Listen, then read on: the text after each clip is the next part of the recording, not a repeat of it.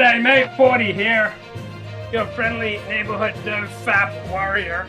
Right, together we can achieve victory over sin. And I'm a little confused. Why is it whenever I consult mainstream news media sources about what the hell is going on in Ukraine, that from the mainstream media, from the New York Times to the ABC in Australia to Peter Zion, they're all telling me about how Russia's running out of missiles, that Russia's economy is getting absolutely crushed by these sanctions, right? That Putin just has engaged in some monumental act of complete folly, that Russia can't continue, that Ukraine's winning the war, right? I mean, one of my frequently consulted sites on YouTube is Times Radio, is right from the Times of London, and it's just relentless, day in, day out. It's all about how Russia's getting crushed.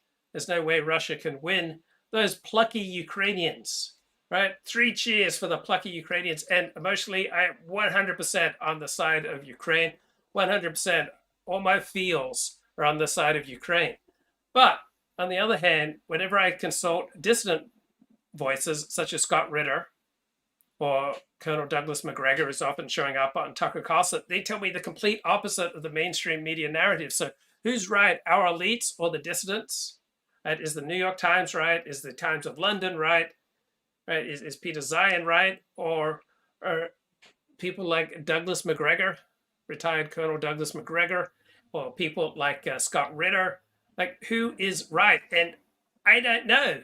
I'm stuck here in the middle with you, just trying to figure out, what's going on. But there's just such a relentless narrative, moralistic narrative from the mainstream media and our elites that evil Russia, right? Evil Vladimir Putin's got a personality disorder, and Putin's just completely out of control. You cannot compromise with evil Russia, and Putin are evil.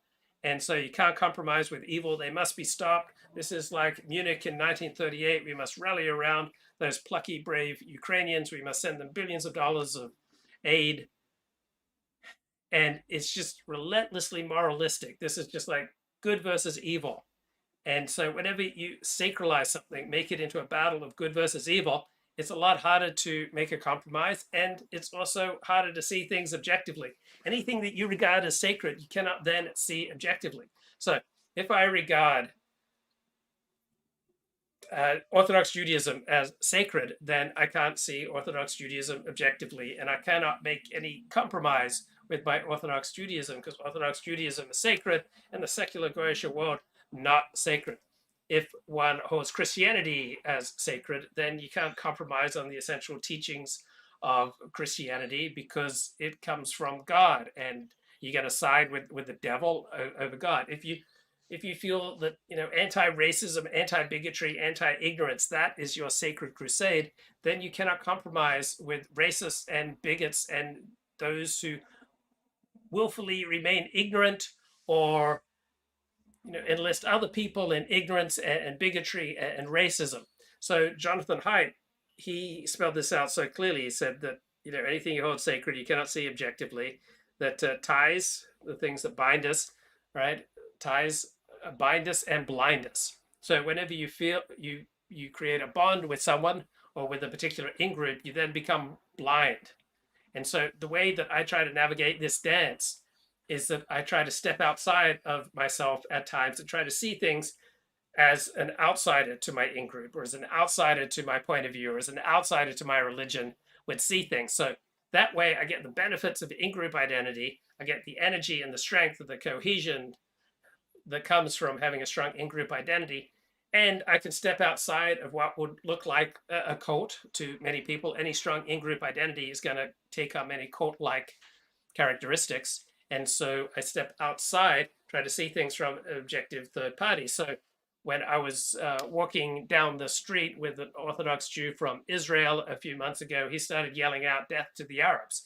Now, I understand that sentiment from someone who's had a long conflict with the Arabs, but obviously that's a totally maladaptive, dysfunctional, anti-American thing to yell out. It makes Jews look bad. It just does not go over well. And so if I were, doesn't take a lot of empathy on my part to imagine myself as someone who's not Jewish, not Arab, doesn't have any particular perspective on the Arab-Israeli conflict, but would be offended seeing an Orthodox Jew walk down the street yelling out death to the Arabs. They would be equally offended if someone walked down the street yelling death to the Jews. So I think that is the way that we can retain the benefits of in-group identity and the benefits of having things that are sacred in our life by just taking a little time out on a virtually daily basis to try to understand how the things that you hold sacred and your most sacred commitments, your most passionate in-group identities, how they look to people outside of your conviction and outside of your in-group. And so that's the way that I try to balance between the sacred and the profane. So I'd like to think that on this show, that we do some special things that you don't get on other dissident shows. For example, I don't believe that I come to this show with the perspective that I have been victimized and I'm also the hero fighting the sources of victimization for you and for me. Right? That is a bogus trope that seems to dominate dissident podcasts and dissident live streams. That the host is simultaneously the victim, he's being held down by the globalists, and he's also, at the same time, he's the hero. He's going to free you from the yoke of the globalists. So I'd like to think that I don't fall into that rather lame dichotomy where the host is both the victim and the savior, both the victim and the hero, right? I'd like to say that we transcend such simple binaries. Also, another way that we transcend, I think, is that on this show, we allow the secular to critique the sacred and the sacred to critique the secular. So I believe I'm able to step outside of my in-group identity. I believe I am somewhat able to step outside of my sacred commitments and try to see them from an objective third-party perspective, and have those conversations through all sorts of different strong in-group identities and strong sacred identities. So those are some of the ways that I think this show is different from almost every other dissident podcast out there. Los Angeles Mayor Karen Bass has declared a housing emergency. All right, does that actually make any difference? So homelessness is largely a problem of alcoholism, largely a problem of drug abuse, largely a problem of personal dysfunction, and also the price of housing plays a role. So California has opted for lots of zoning restrictions, which have massively increased the price of housing while protecting the environment. And the astronomical price of housing, yeah, I think that probably plays a role in many people becoming homeless. I don't think declaring homelessness an emergency is going to fix it. The more you subsidize homelessness, the more you subsidize social dysfunction, the more you subsidize antisocial behavior, the more you subsidize people acting like losers, the more you subsidize people making self-destructive and antisocial choices, then the more of that antisocial, horrible, drug abusing, alcohol abusing, defecating in the street behavior you're going to get. Did Luke ever interview Hugh Hewitt?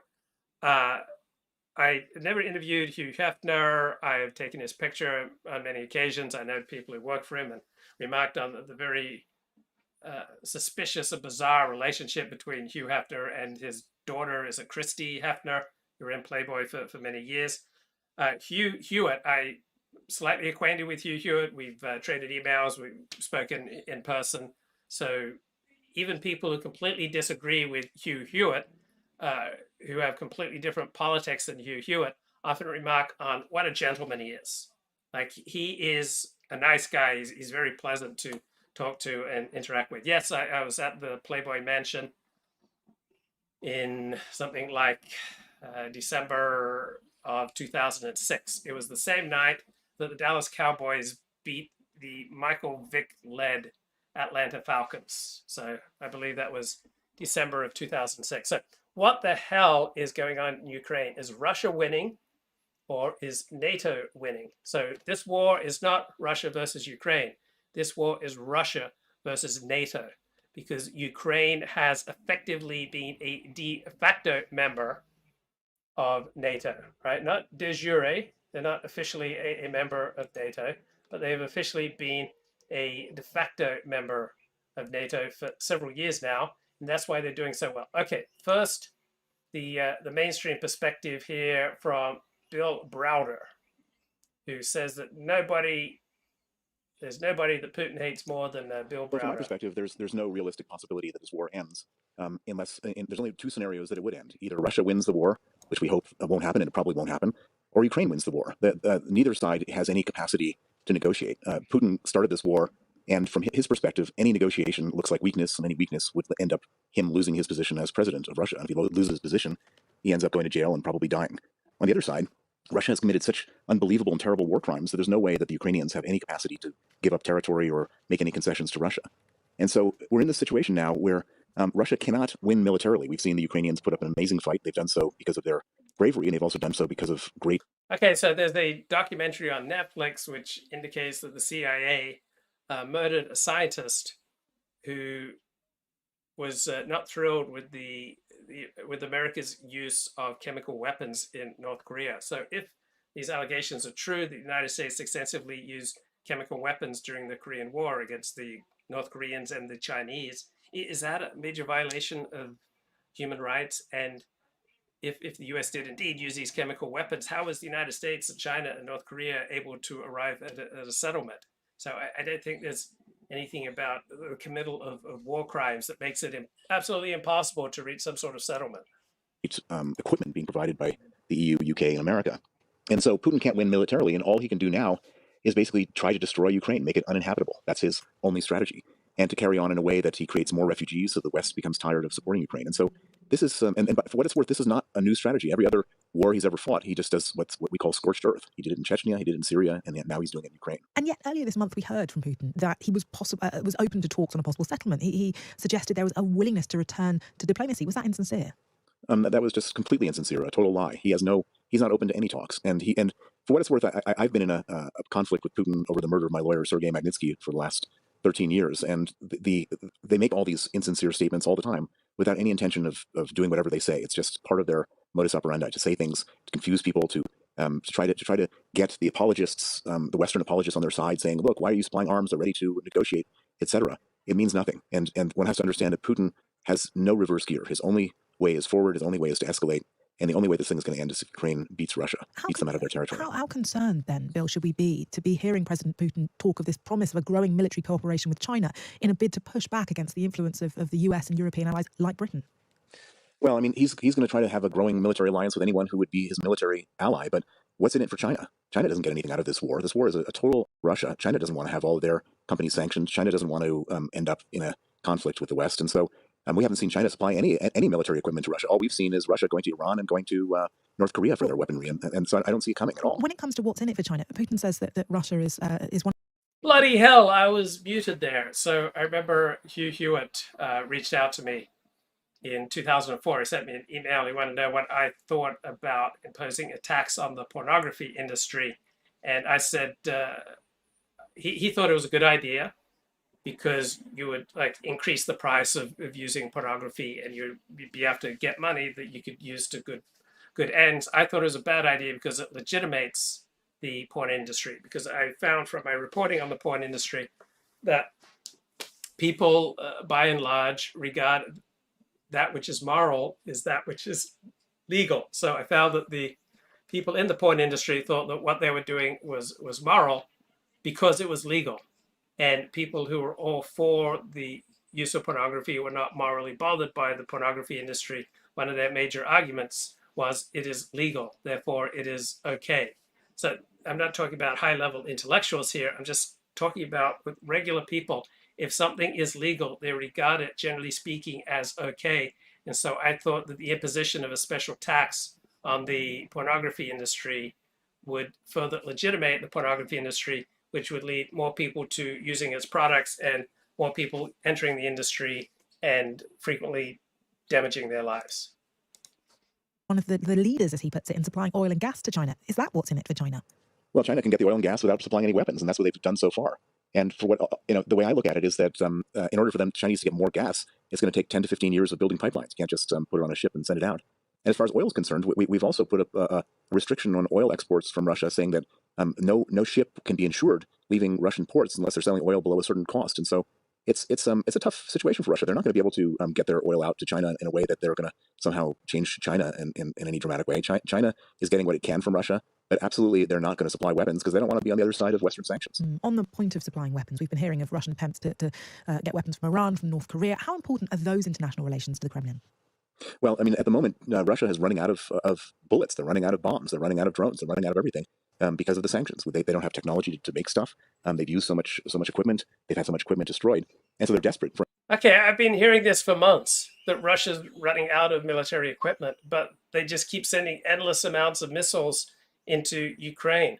So who's right here? Any type of military hardware. And the only two countries in the world that will provide that hardware are the two countries that are already on everybody's sanctions list. Where North Korea and Iran they've got nothing to lose. They're already so sanctioned that anything that they do further is not going to worsen their situation. And the only question is, do they have enough stuff to supply Russia that's going to make a difference in this war? And I think that most military analysts say no, that they're not really. The stuff that's being provided is harmful to Ukraine. It's a pain. It's difficult. The drones, for example, are coming in on a daily basis and bombing things, but they're also, the Ukrainians are shooting down 70, 80, 90% of these drones now. Bill, we're speaking just days after another mysterious death of a high-profile Russian figure, the sausage tycoon Pavel Antov, who was found dead at an Indian hotel 2 days after a friend died during the same trip. Several high-profile Russian tycoons have died in mysterious circumstances since the war began. What's going on here? Well, I think the exact number is 23 of these people have died, and what you have is massive infighting in Russia as this war continues, as the economic pie decreases. And I don't believe that any of these people have been sanctioned because they're pro-war or anti-war or anything like that. I mean, sorry, killed, not sanctioned. But the reason why this is happening is that these people are sitting in front of money that somebody else wants. And when the economic pie is so shrinking, people start killing for money. And it's just a sort of lawless, murderous free-for-all inside of Russia because of that. And I believe many, many more people will be assassinated. And by the way, these 23, these are just the high-profile ones. We don't know about the medium and lower-profile ones. I would imagine that hundreds of people have been murdered for money in situations and conflicts. Okay, that's fascinating, because I was hearing that these oligarchs were getting murdered because they weren't supportive of the war or not. But this makes more sense. They're getting murdered so that other people can take their stuff.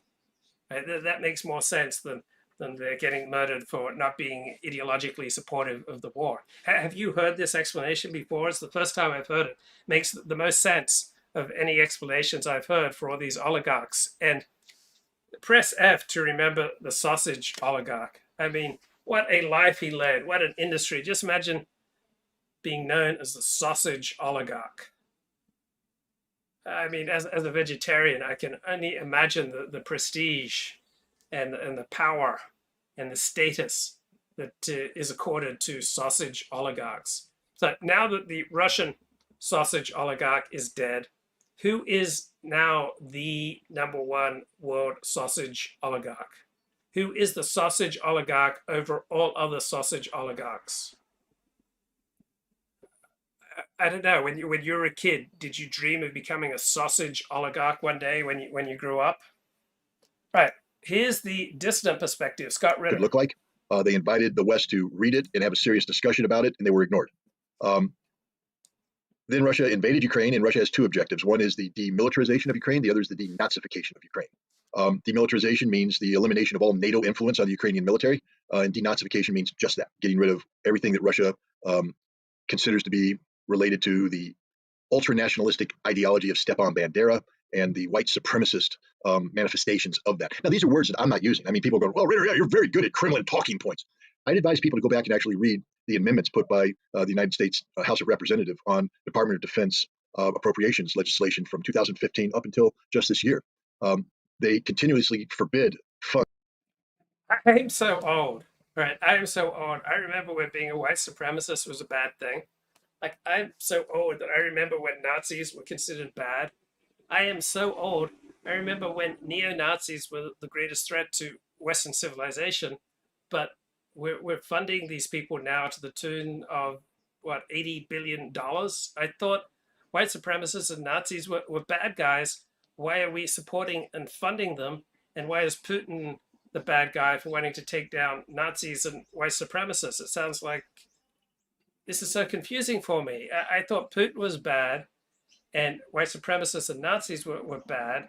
but we're aiding the Nazis and the white supremacists, and we're fighting Putin, who's trying to make war on white supremacism and Nazism. I'm really mixed up here, guys. Funds, U.S. taxpayer funds, being used to train the Azov Battalion, which is listed by the U.S. Congress as a white supremacist neo-Nazi organization. So anybody who wants to pretend that there isn't a Nazi problem in Ukraine, simply I refer you to Congress and its own legislation. The Russians believe that this is a big problem, and they wanted to eradicate it. Now, why did I bring this up? Because Russia hasn't shifted gears at all. Russia's still saying we want a European security framework out of this, and we are adhering to our original objectives. Russia hasn't altered course at all. Ukraine, on the other hand, is saying that. So you may wonder, who the heck is Scott Ritter? Where have I heard that name before? So he was an intelligence officer with the U.S. Marines. He was, I think, an arms inspector. He investigated Iraq prior to the 2003 invasion. He was one of the most prominent voices against the 2003 Iraq invasion. So he was absolutely right. And all the hundreds of pundits and experts and the foreign policy elite and the media elite and the political elite on both sides of the political spectrum who promoted this war, they seem to have paid virtually no price for the support of this absolutely disastrous war. And the people who are right, like John Mearsheimer, Scott Ritter, Steve Saylor, they haven't received any benefits for being right. And then Scott Ritter got convicted of possessing child porn after all this. So I'm not the most conspiracy-minded dude around, but it wouldn't shock me if he was set up in that regard. On the other hand, maybe being brave enough to be a dissident when it seems like everyone is on board with going to war in Iraq. Maybe the same person who's brave enough to be a dissident on Iraq, maybe they're also somewhat antisocial. They're obviously not taking the social cues from people in power. So maybe he was just investigating those images for intellectual, cognitive reasons, just trying to increase his storehouse of knowledge. But I do have to point that out because much of his analysis seems incredibly level-headed. Victory can only be achieved when Russia is evicted from all territory, including Crimea.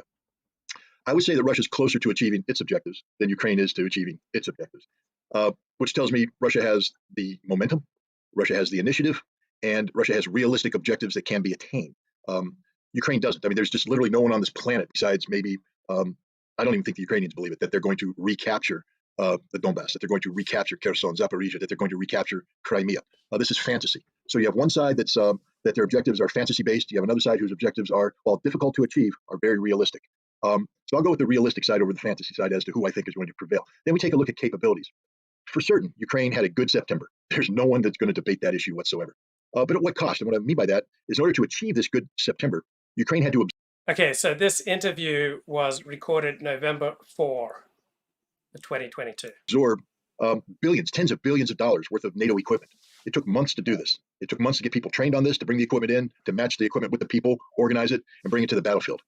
And then in 1 month, Ukraine pretty much burned through everything. The casualties they've suffered have been horrific. They've lost the equipment, they've lost most of the manpower, and they're down to a position now where they're begging the West to help them reconstitute this capability. Russia started September with pretty much... Okay, and so this is what all the dissidents are saying, like Scott Ritter and Douglas MacGregor, that Ukraine's just paid a horrific price in manpower, that they're out of material, that Russia's winning the war, Ukraine's in absolutely desperate shape. So who's right here? I don't know. I don't side automatically with dissidents or the mainstream. It's the same force structure that it brought in when it invaded in February. And what had happened is Russia pretty much had insufficient resources to the task they had set forth for themselves. They had many parts of their defensive line that were stretched thin. And the Ukrainians were able to exploit this, and the Russians wisely, I believe, traded territory for lives. The Russians aren't in the business of just throwing away Russian lives. And so they weren't going to hold on to a strong point and defend it to the last man. They were more than happy to... Wait, the mainstream media is telling you that the Russians are in the business of throwing away lives. They're just throwing away Russian lives willy-nilly. They're just essentially spilling their essence all over the dusty soil, and that God will make them pay for each life, Russian life, that can't be found. I mean, I don't know about you. From my perspective, every Russian life is sacred. every Russian life is good. Every Russian life is needed in your neighborhood. I mean, let the pagans waste theirs on the dusty soil. God will make them pay for each Russian life that is just spilled in vain, just all over the dusty Ukrainian soil. So the mainstream media tells me Russia, yeah, they're just spilling their lives. They're just spilling their essence. They're not denying the Ukrainian soil their essence. They're just spilling Russian lives willy-nilly, just here and there, everywhere, Russian lives just being thrown away. But Scott Ritter's telling me that the Russians aren't into spilling Russian lives on dusty Ukrainian soil. So who to believe? Withdraw, trade territory, save lives, consolidate their defensive positions, all the while inflicting what should have been prohibitive casualties on the Ukrainians, tens of thousands of losses. Meanwhile, while Russia is consolidating their lines, they're reinforcing. Vladimir Putin ordered the partial mobilization. 300,000 reservists have been called up. 87,000 of them are currently deployed into the Special Military Operations Zone. The rest are finalizing their organization into fresh combat units.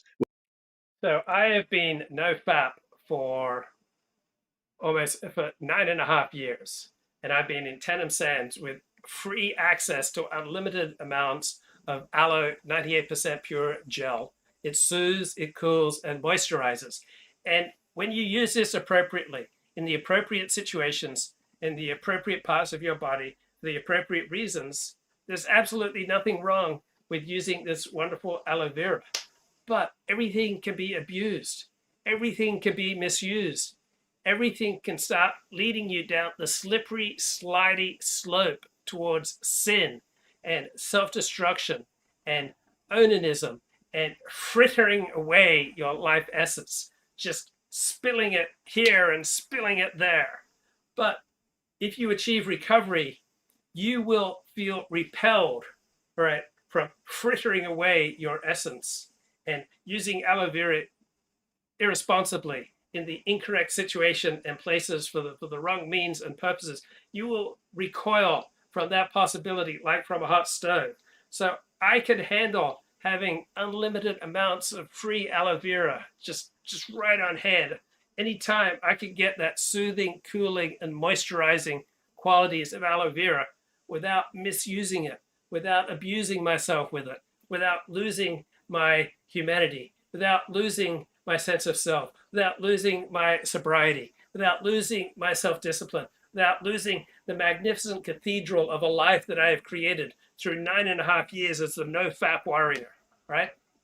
I don't lay awake at night wondering, oh boy, I'd sleep a lot better if I just got some soothing, cooling, and moisturizing in inappropriate places, right? It's not even a temptation for me. I recoil from that possibility, right? Enough said. Yeah, NoFap warrior must return to work. This is where I get the energy from, because I'm not just dissipating it with the old aloe vera, spilling it all over the dusty soil of Tenem Sands, right? I have reached a higher moral plane. For me, aloe vera has its time and its place, and its place is not in self-abuse. Which will give the Russians tremendous flexibility and operational capacity. So as Ukraine is shrinking its combat capability, Russia is increasing its combat capability. And then we take a look at strategic aspects of this conflict. I think the West made a mistake in misinterpreting Russia's soft approach to the special military operation, going in with fewer numbers than many people thought was necessary, and going in softer, not doctrinally, not using overwhelming firepower, not rolling through, in effect trying to reduce civilian casualties and damage to civilian infrastructure. While the reduction I've had this problem too. I've gone into too many dates without enough firepower. Like, I've gone in softly. I have gone in gently. I've gone into many a date respecting human rights, wanting to increase human flourishing. And you know what I've received for that? I've been the recipient of contempt. I've been the recipient of disrespect. Very much like the mainstream media and NATO and Joe Biden and Western leaders and Boris Johnson, very same way that the leaders of the Western world are treating Vladimir Putin and Russia. All right, I've experienced that at the hands of countless sophisticated Jewish women who I thought would be more concerned about gender equity and human equality and human rights. Like, I went in as this sensitive new age male that I am, and they just had so much contempt for me. Like, I could have gone in hard. Like, I could have, so to speak, seized Kiev. Like, I could have just gone stampeding after the Kiev, right? I could have been having a hell of a time in the Donbass, right? But no, I went in there respecting her, respecting me, respecting us, respecting human rights, respecting gender equity. Like, I was just this sensitive new age male, and they had as much contempt for me as Joe Biden has for Vladimir Putin. And this was very confusing for me because I thought, women wanted gender equity, and the women preferred a guy to be a 19th century Victorian gentleman, but they treated me like I was Vladimir Putin, right? I could have seized Kiev. I could have mounted a massive attack on the Donbass, but did I do that? No. I was like Mr. 613, right? I was Sherman McGee. I didn't even touch them. I just had respect for them, right? I asked them about their feelings. I shared my feelings. I shared my struggles. I talked about my insecurities. I discussed my childhood trauma, and they treated me like I was Vlad. They didn't treat me like Vlad the Impaler. They treated me like Vladimir Putin, but I could have been like Vlad the Impaler, right?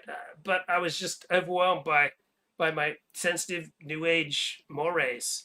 And so I feel like Vladimir Putin is experiencing the very same things that I experienced. Like, next time I go on a date, I'm just telling you, no more Mr. Nice Guy. Right? No more Mr. Sensitive, new age male. Like, no more, just all about the gender equity and the human rights. Like, see what Putin's gotten for being the nice guy, trying to wage this war in a very moral and upstanding and frankly Victorian manner, just being all discreet, just not rampaging all over the Donbass, but trying to keep things civil and just fighting armies. And he gave up on just seizing Kiev. Like, it was right there. Like, he could have just grabbed Kiev by its wussy, right? He could have just grab the Kiev, but he didn't grab the Kiev, right? He didn't go rampaging all over the Donbass, inserting himself where he wasn't wanted. He was like respectful of human rights. He tried to mount this invasion, right, in the nicest way possible. Like, he tried to be kind and considerate and respect civilian liberties and human rights and minimize suffering, right? That's the same way that I've gone into so many of my dates. I've tried to respect human rights. I've tried to be as gentle as possible, as considerate as possible, like Mr. Upstanding New Age male, and I just got treated like Putin. So I understand why Putin feels a little spurned now. Is, oh, okay, you're not going to respect me, so now I see something that I want. I'm just gonna seize it. I'm just gonna grab it. Right? I think that's what Putin's feeling now, and I understand it. I don't endorse it, but I understand it. Of civilian casualties continues to be an objective of Russia. The day and age of saying we don't want to harm civilian infrastructure is over. Russia has taken the gloves off and has shown that it can close down Ukraine as a modern nation state anytime it wants to. It's degraded their electrical grid, their power grid. Ukraine has rolling blackouts, and the Russians are taking it easy. Russia could easily shut everything down, but they're not. They're making a point right now. That's me too with my love life. I was just taking it easy. I could have just turned on the charm. I could have just made a massive charm offensive into the Donbass. But did I do that? No, I just took it easy. I was just a respecter of all persons. Now that they do this damage. Meanwhile, Russia's just functioning as it is. And then we take it out a step further, because it's not just Ukraine that's suffering. You see, the West thought they were going to A, deter Russian aggression, and B, compel Russia to stop its aggression by imposing massive economic sanctions. I think that's the word that was used. Unprecedented economic sanctions. I mean, we were told there were masterful economists by imposing energy security that had solved the issue of how to shut down this gas station disguised as a nation. All we have to do is cut off their gas, their energy, and they're going to shrivel up and go away.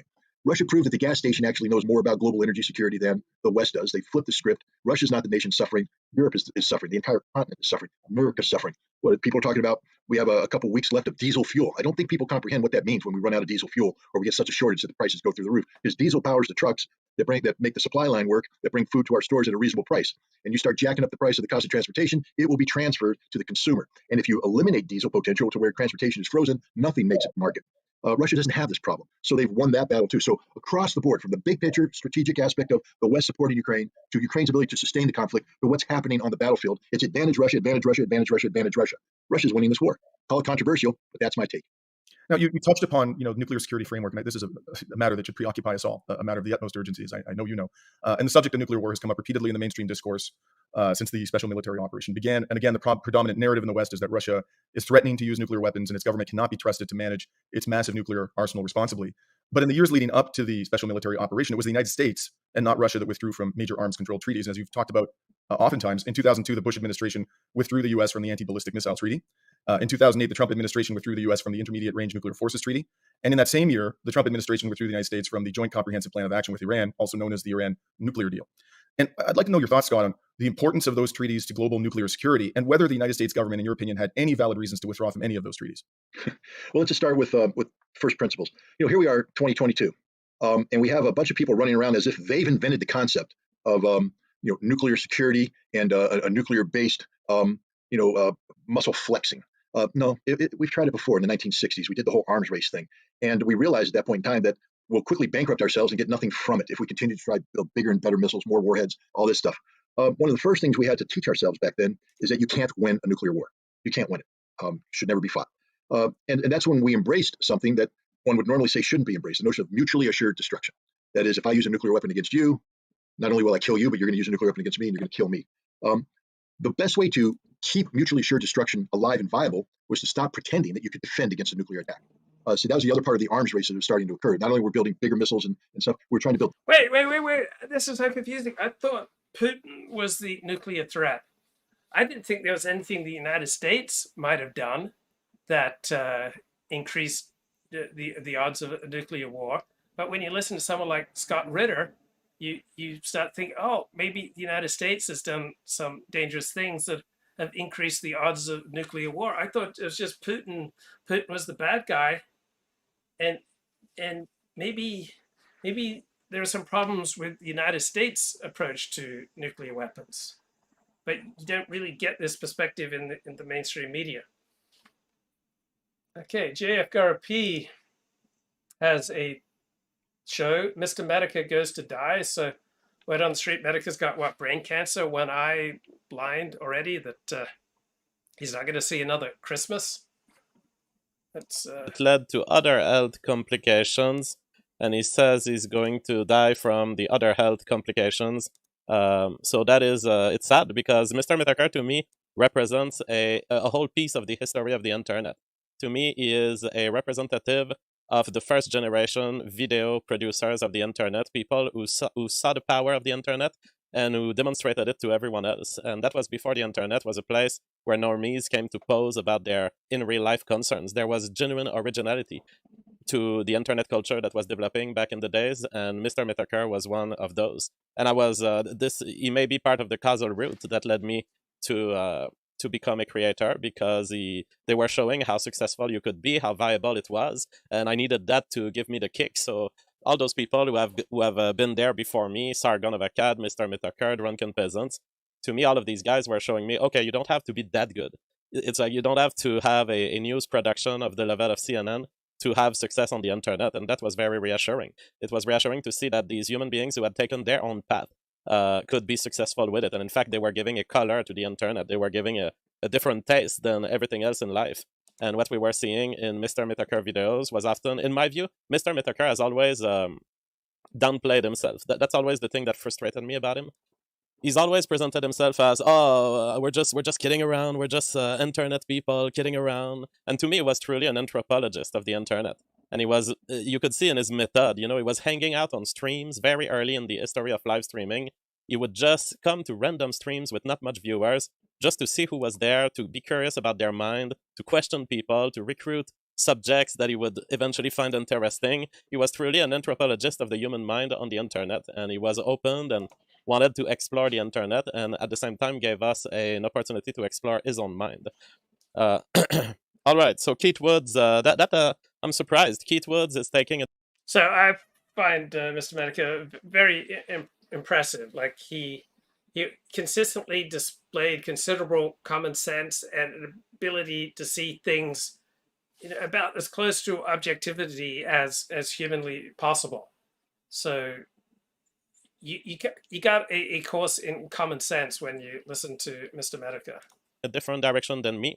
Keith Woods has joined Cozy.tv, so he just started a channel there. So if you like Keith Woods, you can go follow him. I think he doesn't have the kind of personality that I expect on Cozy.tv. He's probably a little more intellectual than most people there. But it's his choice. It's totally fine with me. He has chosen to go Cozy.tv alongside Altype, Alex Jones, all of these other people that are on there. I wish him luck. Keith Woods is one of those who has been affected by Twitter bannings, just like me. Spindly Opinion says, I bet he has his turtleneck with him on Cozy. Yeah, will he change his clothing, or did they get a special permission to wear the turtleneck on for his channel? I don't know. So those are some of the last moments of Mr. Metokur on his stream. He had displayed final super chats on the screen, and here's what he was saying. You'll hear that he's crying a little bit.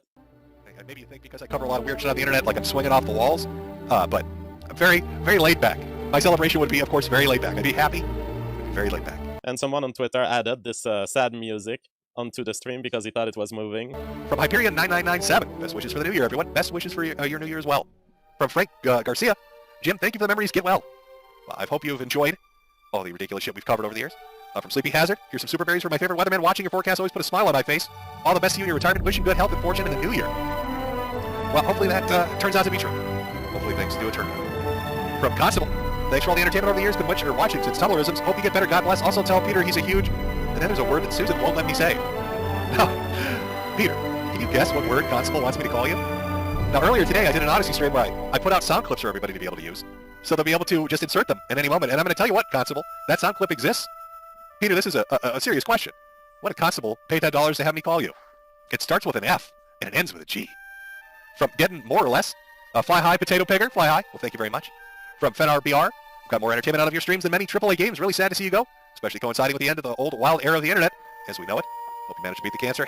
It is the end of an era of the internet. It was different back then, and Mr. Metokur has been successful at a time where things were different, where the internet was genuinely separate from the rest of the world. And yes, I do have the impression that as this generation of YouTuber dies, something is disappearing from the world forever, because I don't think we're going to get back to it in any way. Internet culture is not a thing anymore. It's you have 4chan culture, but internet culture is normie culture at this point. It is just a transposition of real life considerations into the virtual world. Back then, it was a separate thing. There was, if you lived moments on the internet, there was no way you could talk about it to someone who wasn't on the internet. There was no way to connect on this with normies. Happy New Year. Well, the old internet is not completely dead. Like I said, and I tried to emphasize with the Keffels thing, and I really do mean this. I think of the one thing that kind of impressed me throughout the year, honestly, it's Josh winning that fight. Like, I'm legitimately impressed by that. A lot of people don't seem to like him. Firestarter says, I didn't like Metokur much. Tillman says, I'm just glad to see him go. You guys are pretty rough. Yeah, I mean, I didn't consume much Metokur in my life because there was something of a high school attitude with it that I never liked. And he was this whole downplaying of himself. He did it for a long time. And to me, that he didn't consider himself an intellectual. So be it. That's fine. But to me, he was a good human being. In a world where everyone gets accused of harassment, and I was reading the Gamergate. He was a COVIDiot, says Micronova. No, he was not a COVIDiot. To the contrary, he was he covered COVID among the first persons on the internet to cover COVID. One day before I did, and I was one of the first to talk about it. So he was very quick on laughing about it, and in fact, his nickname on Twitter was Quarantined Coof when he got banned from his original thing. I was reading the description of Gamergate on Wikipedia, and this is shocking to me. I had never read that one. I had never searched for the Wikipedia entry of Gamergate, but I was just looking for information, and I'm just stunned because This is not how the people of the internet experienced the moment that Gamergate was. Gamergate was a loosely organized misogynistic online harassment campaign and a right-wing backlash against feminism, diversity, and progressivism in video game culture. It was conducted using the hashtag Gamergate primarily in 2014 and 2015. Beginning in August 2014, Gamergate targeted women in the video game industry, most notably feminist media critic Anita Sarkeesian and video game developers Zoe Quinn and Brianna Wu, among others. The harassment campaign included doxing, rape threats, and death threats. Gamergate proponents stated that they were a social movement, but lacked well-defined goals, a coherent message, and leaders, making Gamergate difficult to define. Gamergaters claimed to promote ethics in video game journalism, claimed to be protecting the gamer identity, and opposed to what they asserted as political correctness in video games. Gamergaters created conspiracy theories, falsely accusing Quinn of an unethical relationship with video game journalist Nathan Grayson. This is not at all how I experienced Gamergate. To me, Gamergate was this bizarre, obsession with the Brianna Wu case, but more generally, it was inscribed into a movement of resistance against SJWism and wokeism before it was called wokeism.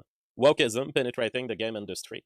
That's what it was, and it was the rise of the right-wing thinking, if you will, because a lot of these people who are at the heart of Gamergate, like Sargon of Akkad, Mr. Metokur, are not right-wingers. They're not right-wingers, but they have set the stage for a resistance to the left from the center that eventually helped build the right-wing movement of 2016, 2017. Silver Spider says, I remember when I first go on the internet in 1997, normal people really didn't know it existed. It was not a place for people who were not technical. Yes, there was a filtering to the origins of the internet, and we were among ourselves, and there was it was much. Bloody hell, I am really bad. I'm so sorry. I was just muted. So Sydney is known as the most difficult city in Australia to make friends. Dummkopf.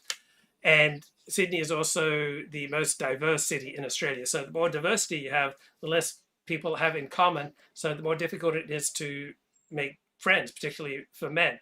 So Gamergate was a reaction against the steady erosion of male-only spaces, right? If it's okay for men to just get together with men and talk to men, right, then obviously it's a lot easier for men to make friends. Now, I disagree with JFGT that the internet used to be not real life, right? The internet was always a part of real life. It's antisocial, delusional to think that the internet can be separated from real life.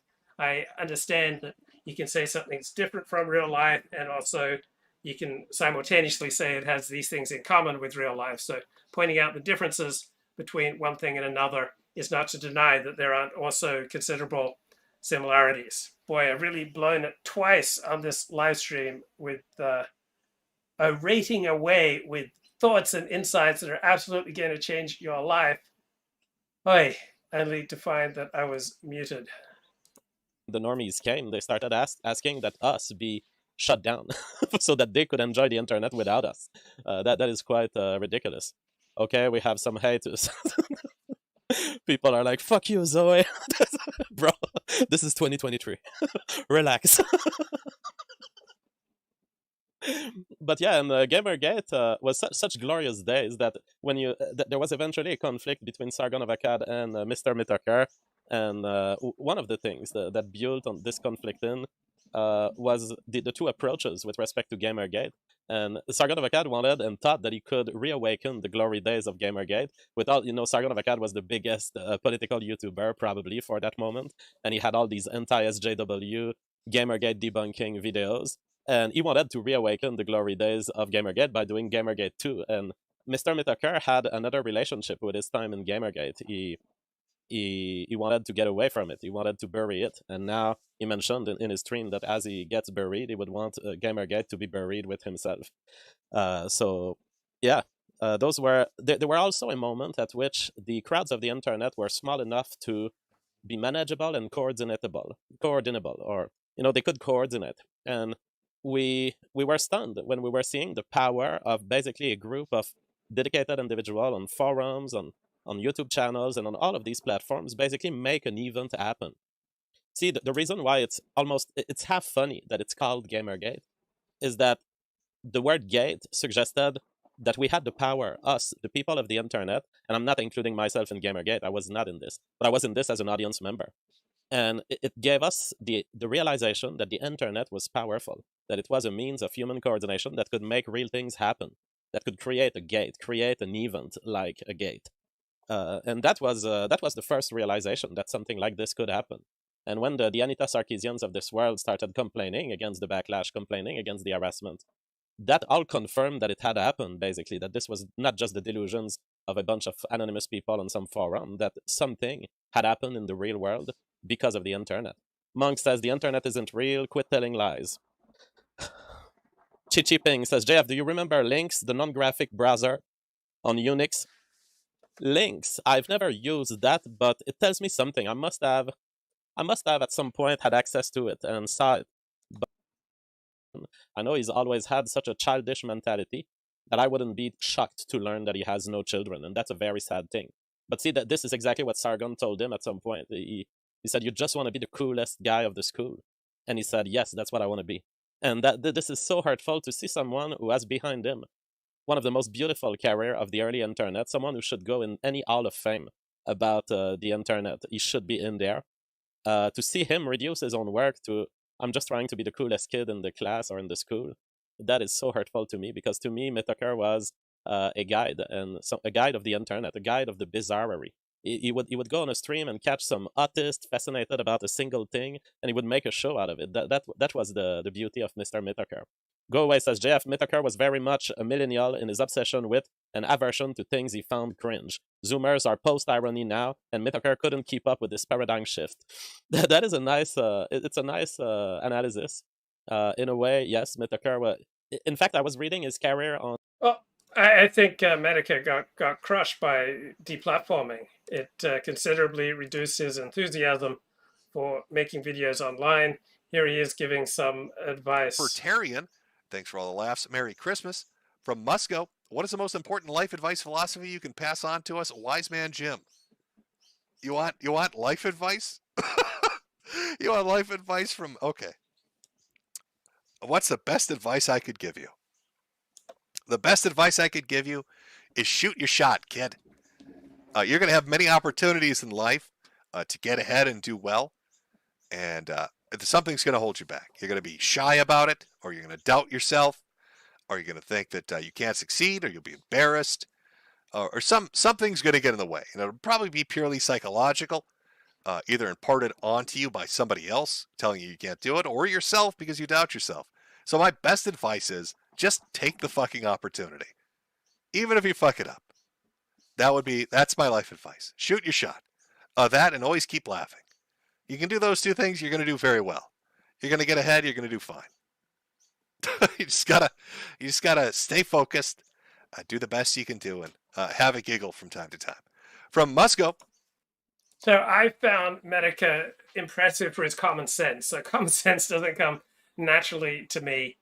I tend to be like way too self-obsessed or way too lost in theory. But I was always incredibly impressed with Metokur's ability to capture things, reasonably objectively, about as close to objectively as you could hope someone to do. He had an excellent feel for human psychology, the status games that we play. He was excellent at puncturing, pseudo-profound BS. He was excellent at puncturing people's delusions about themselves and about the world. He was an absolute master at what he did. And I never recall him being defeated in any debate. I never recall him being delusional. On the career description on YouTube fandom, and they were saying that he started a club of the enjoyers of year 2K, the nostalgics of year 2K. And that is so him, and in a way I can understand. You cannot enjoy 2023 as much as the 2010s, at least, if not the 2000s, in terms of internet phenomenon. It is just outclassed. Linux Poo says, haha, yes, Metokur has been dying for 5 years now, and he's still outlasting the vaccines. Yes, he's had. I had announced his death about 1 year ago, and he's still not dead. And it's like, bro, died suddenly is the current thing. Give us some suddenly here, not just the dying. Just give us some suddenly so that we can say something like, Mr. Metokur died suddenly. But no, we can't, because from an SEO perspective. Okay, let's have a look. Oh, boy. Let's have a look at Mr. Medica's... Walrus Lawbertarian. Whoops, forget it. See, Mr. Metokur, from an SEO perspective. If you could die a little faster, that would be absolutely appreciated. Thomas says, you know what helped his success, JF? The joyful, always positive attitude. You could tell he was smiling behind that $20 mic. Yes, it is kind of a mystery how Jim got that level of success to me. Still a mystery to me, because I can understand that someone with who hangs out in these harassment circles and these gay ops circle, I would say. Not that I want to accuse Mr. Metokur of organizing gay ops, but he was heavily chilling. Okay, here is the chronology of Medica's health problems. You might not believe it, Jim, but you're an internet legend. May die, but you'll never be forgotten. Best wishes to you and yours. Merry Christmas from Joro. Can you tell us what were your early symptoms? Thank you. you want to medically diagnose me? Yeah, I don't give a shit. I'll walk you through it. Oh, Joro, buckle up. You're gonna love this. Let me walk you through. I've even got a fucking list here from the last time I had to go in to see the neurologist. Let me walk you through my early symptom. Let me just walk you through the timeline progression of shit. So maybe you can figure out what parasite this might be. So I had a biopsy done on a tumor on my head, the back of my head. They came back with B-cell lymphoma. So then they went to do the staging for it, which is imaging like a PET scan. They did blood work, and that came back, and they found that there was a benign growth on the pituitary. They also found out that my thyroid lit up, so they did more testing, and then diagnosed that as Hashimoto's. And at the time, they said that's not entirely unexpected. People like cancer sometimes get autoimmune diseases. It's it happens. The Hashimoto's isn't running crazy at the moment, so we should be able to control it, and we'll deal with the cancer. All right, everything sounds great. We're gonna do a workup for the cancer, but we need to do a few more testing. We'll do a bone marrow biopsy. And they did that, came back okay. So they're like, okay, well, we're gonna send you down to oncologist, radiologist, whatever the fuck it is, and talk about how we're gonna approach it. So that's like the first month or two, and everything is kind of progressing okay-ish, and then everything starts going tits up. Suddenly I go hypertensive, like massively fucking hypertensive. So I had normal blood pressure, and suddenly it's like 140/90, and it's solidly there. And at first the doctor's like, oh well, this might be like what do they call it? White coat syndrome, white lab coat syndrome. Because you're in and out of the hospital, you're anxious because of the cancer shit, you're anxious, so it's gonna make your blood pressure rise. But it stayed consistently there. So then they're starting to debate: do we want to put them on, some kind of like blood pressure medicine? This is all going on in the background. Then out of nowhere, total loss of fucking appetite, and I must have lost between 40 to 50 pounds, and it just dropped off. And it wasn't even like not wanting to eat. It was like there was no signal telling me I need to eat. It was like my appetite is like I don't need to eat anymore. I had to be fucking reminded. So I'm looking at like shit like Pediasure and like these different protein shakes because I was like I've got to do something. This is fucking crazy. Then I started having like these just horrific fucking pains, kind of up by the diaphragm, right? Dropped me down to my knees. Some of the worst pain I've ever experienced. First time it happened was like 10 minutes long. And I thought, is this something like some weird kind of, is this some kind of weird fucking, I don't know, like stomach acid thing, or I didn't know what the fuck it was, but it went away. So I figured, okay, maybe it's related to like the loss of appetite. We're talking to a gastroenterologist, figure out what the fuck it is. Then it happens again, except this time it doesn't go away. So I end up going to the hospital, and they do imaging tests, and the pancreas is swollen.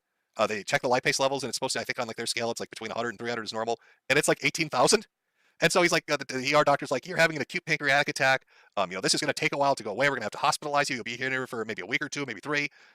As he's explaining this, after they do, I'm there for like an hour. The pain just stops, goes away completely.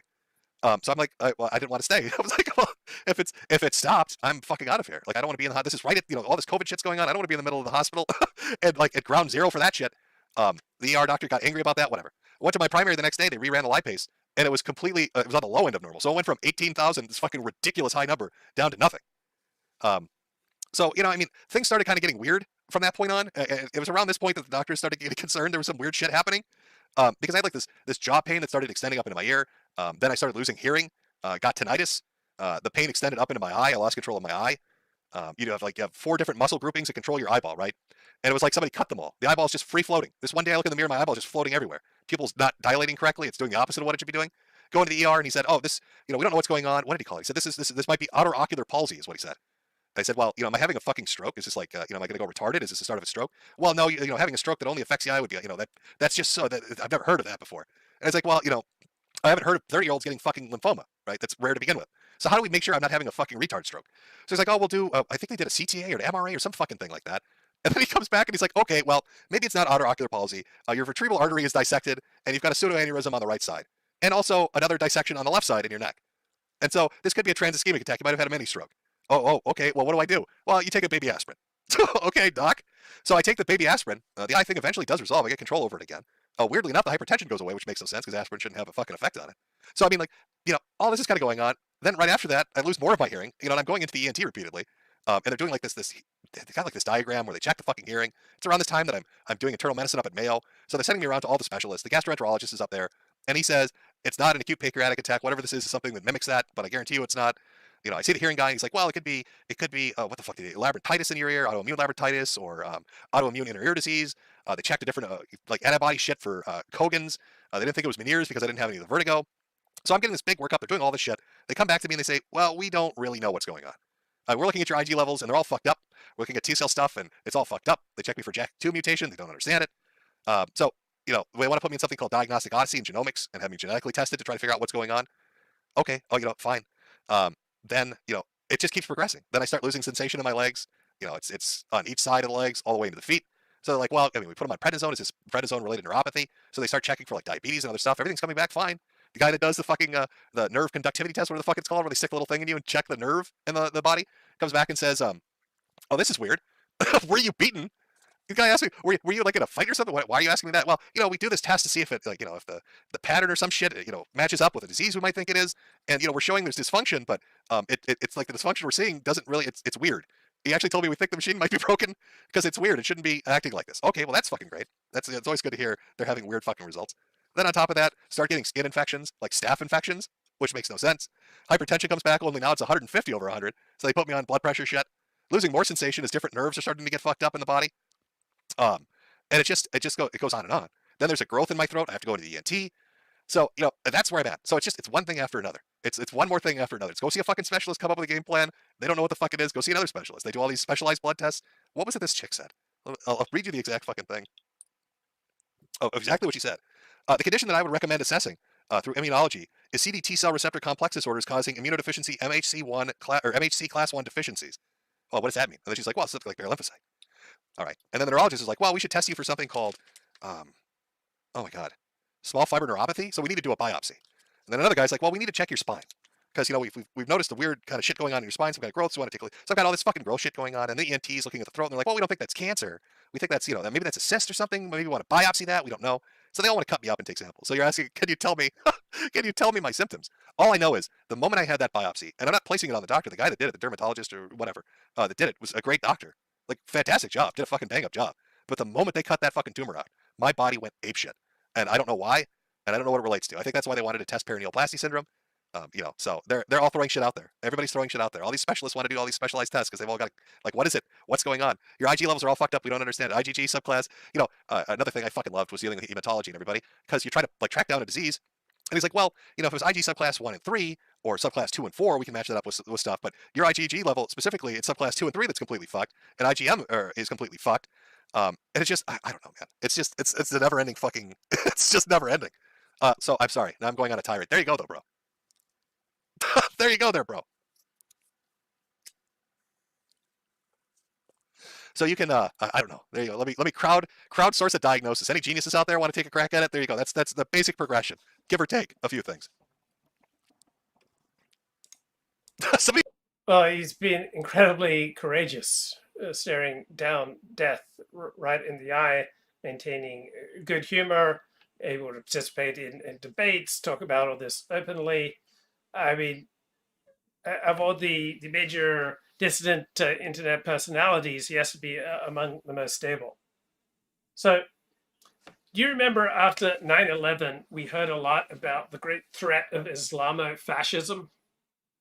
And the right was concerned about Islam, not just as a law enforcement matter, not just keeping a focus on those who might be terrorists and do acts similar to 9/11 or what happened in Great Britain in 2007, but we're in a clash of civilizations. So the Bush administration could have chosen to deal with 9/11 as a law enforcement matter. And I'm just seeing tremendous parallels to how the left is reacting to the alt-right and white nationalism, right?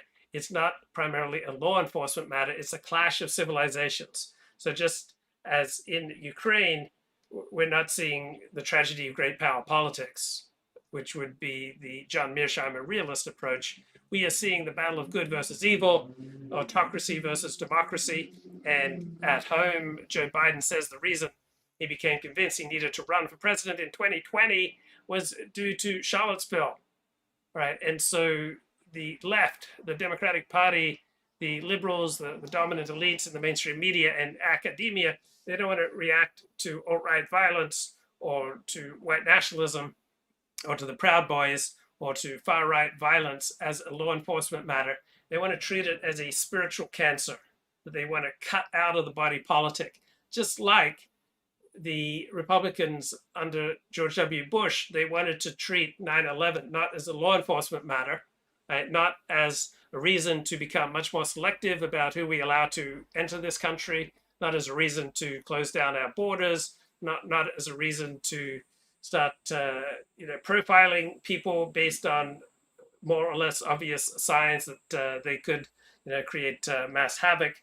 No, it had to be transformed into a clash of civilizations. Supposedly that the Muslims, like Osama bin Laden, supposedly they hate our freedom, which is nonsense. Osama bin Laden gave the reasons why he attacked the United States. One was the U.S. support for Israel. Two was the U.S. put American troops on holy Saudi Arabian soil. And so another reason that so many of the more fundamentalist Muslims hated the United States was America's sexual decadence. So it wasn't our love of freedom, all right? They had very concrete reasons, in particular to do with the US support of Israel over the Palestinians. So many people on the right didn't want to look at 9/11 and other Islamic terrorism as a law enforcement matter. They wanted to make it a big cultural issue. They wanted to make it a moral crusade. They wanted to make it an ideological crusade. And so you started hearing terms like Islamofascism, and you got all these plethora of books about how Europe was lost because of widespread Islamic immigration. So that was a perspective that started to become more pragmatic, because whatever your politics, you don't want the immigration of people who are very likely to lean in the very opposite direction of your politics or your culture. So you'll even hear lefties saying, oh, being concerned about Islamic immigration because these people might want a religious autocracy instead of democracy, that's a legitimate concern.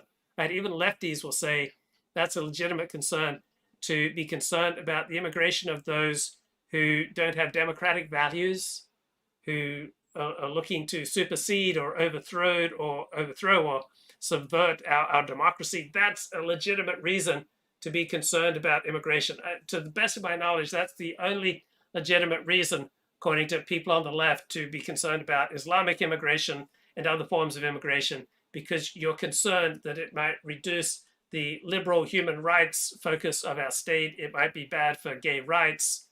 It might be bad for our democratic values, right? It might be bad for this liberal system that we built up. Then it's appropriate to be concerned about Islamic immigration in particular and immigration in general. That's when it's okay to be concerned about religiosity, right? So if we are in danger of having our liberal, pro-gay democratic values and practices and rituals reduced or subverted or undermined or compromised, right, then it's okay to be concerned about some demographic groups or some religious groups or immigration. That's the only time, just off the top of my head, that the modern left says it's okay to be concerned about immigration and multiculturalism. So you are going to hate this, but I'm going to play it anyway, and we're going to talk about it. It's Hello there, dear listeners. Okay, you like it already? All right, this is a podcast interview with Chris Kavanagh on Decoding the Gurus, and the show is called Polite Conversations. It's by a woman on the left, right? And so she's raised a Muslim, so I assume that she's an atheist. I assume that she's a feminist. She's very much on the left. Her critique of Decoding the Gurus is that they are too centrist. And so she is much more on the left, but pretty interesting conversation. They are particularly fixated with Sam Harris. Oh, so of course it's gonna crash just as I'm queuing it up. Man, trying to run a high quality show with good quality audio, and this is what I get. Let me pull it together here. V chat. V is a doctor. Oh yeah, that would be ironic if V comes in to save me. Here comes V to save the day. You know, one of the problems, Joe Rowe, that I run into is you set up, you get something diagnosed and everything's set to go. And you got to remember too, a lot of this is going on during COVID.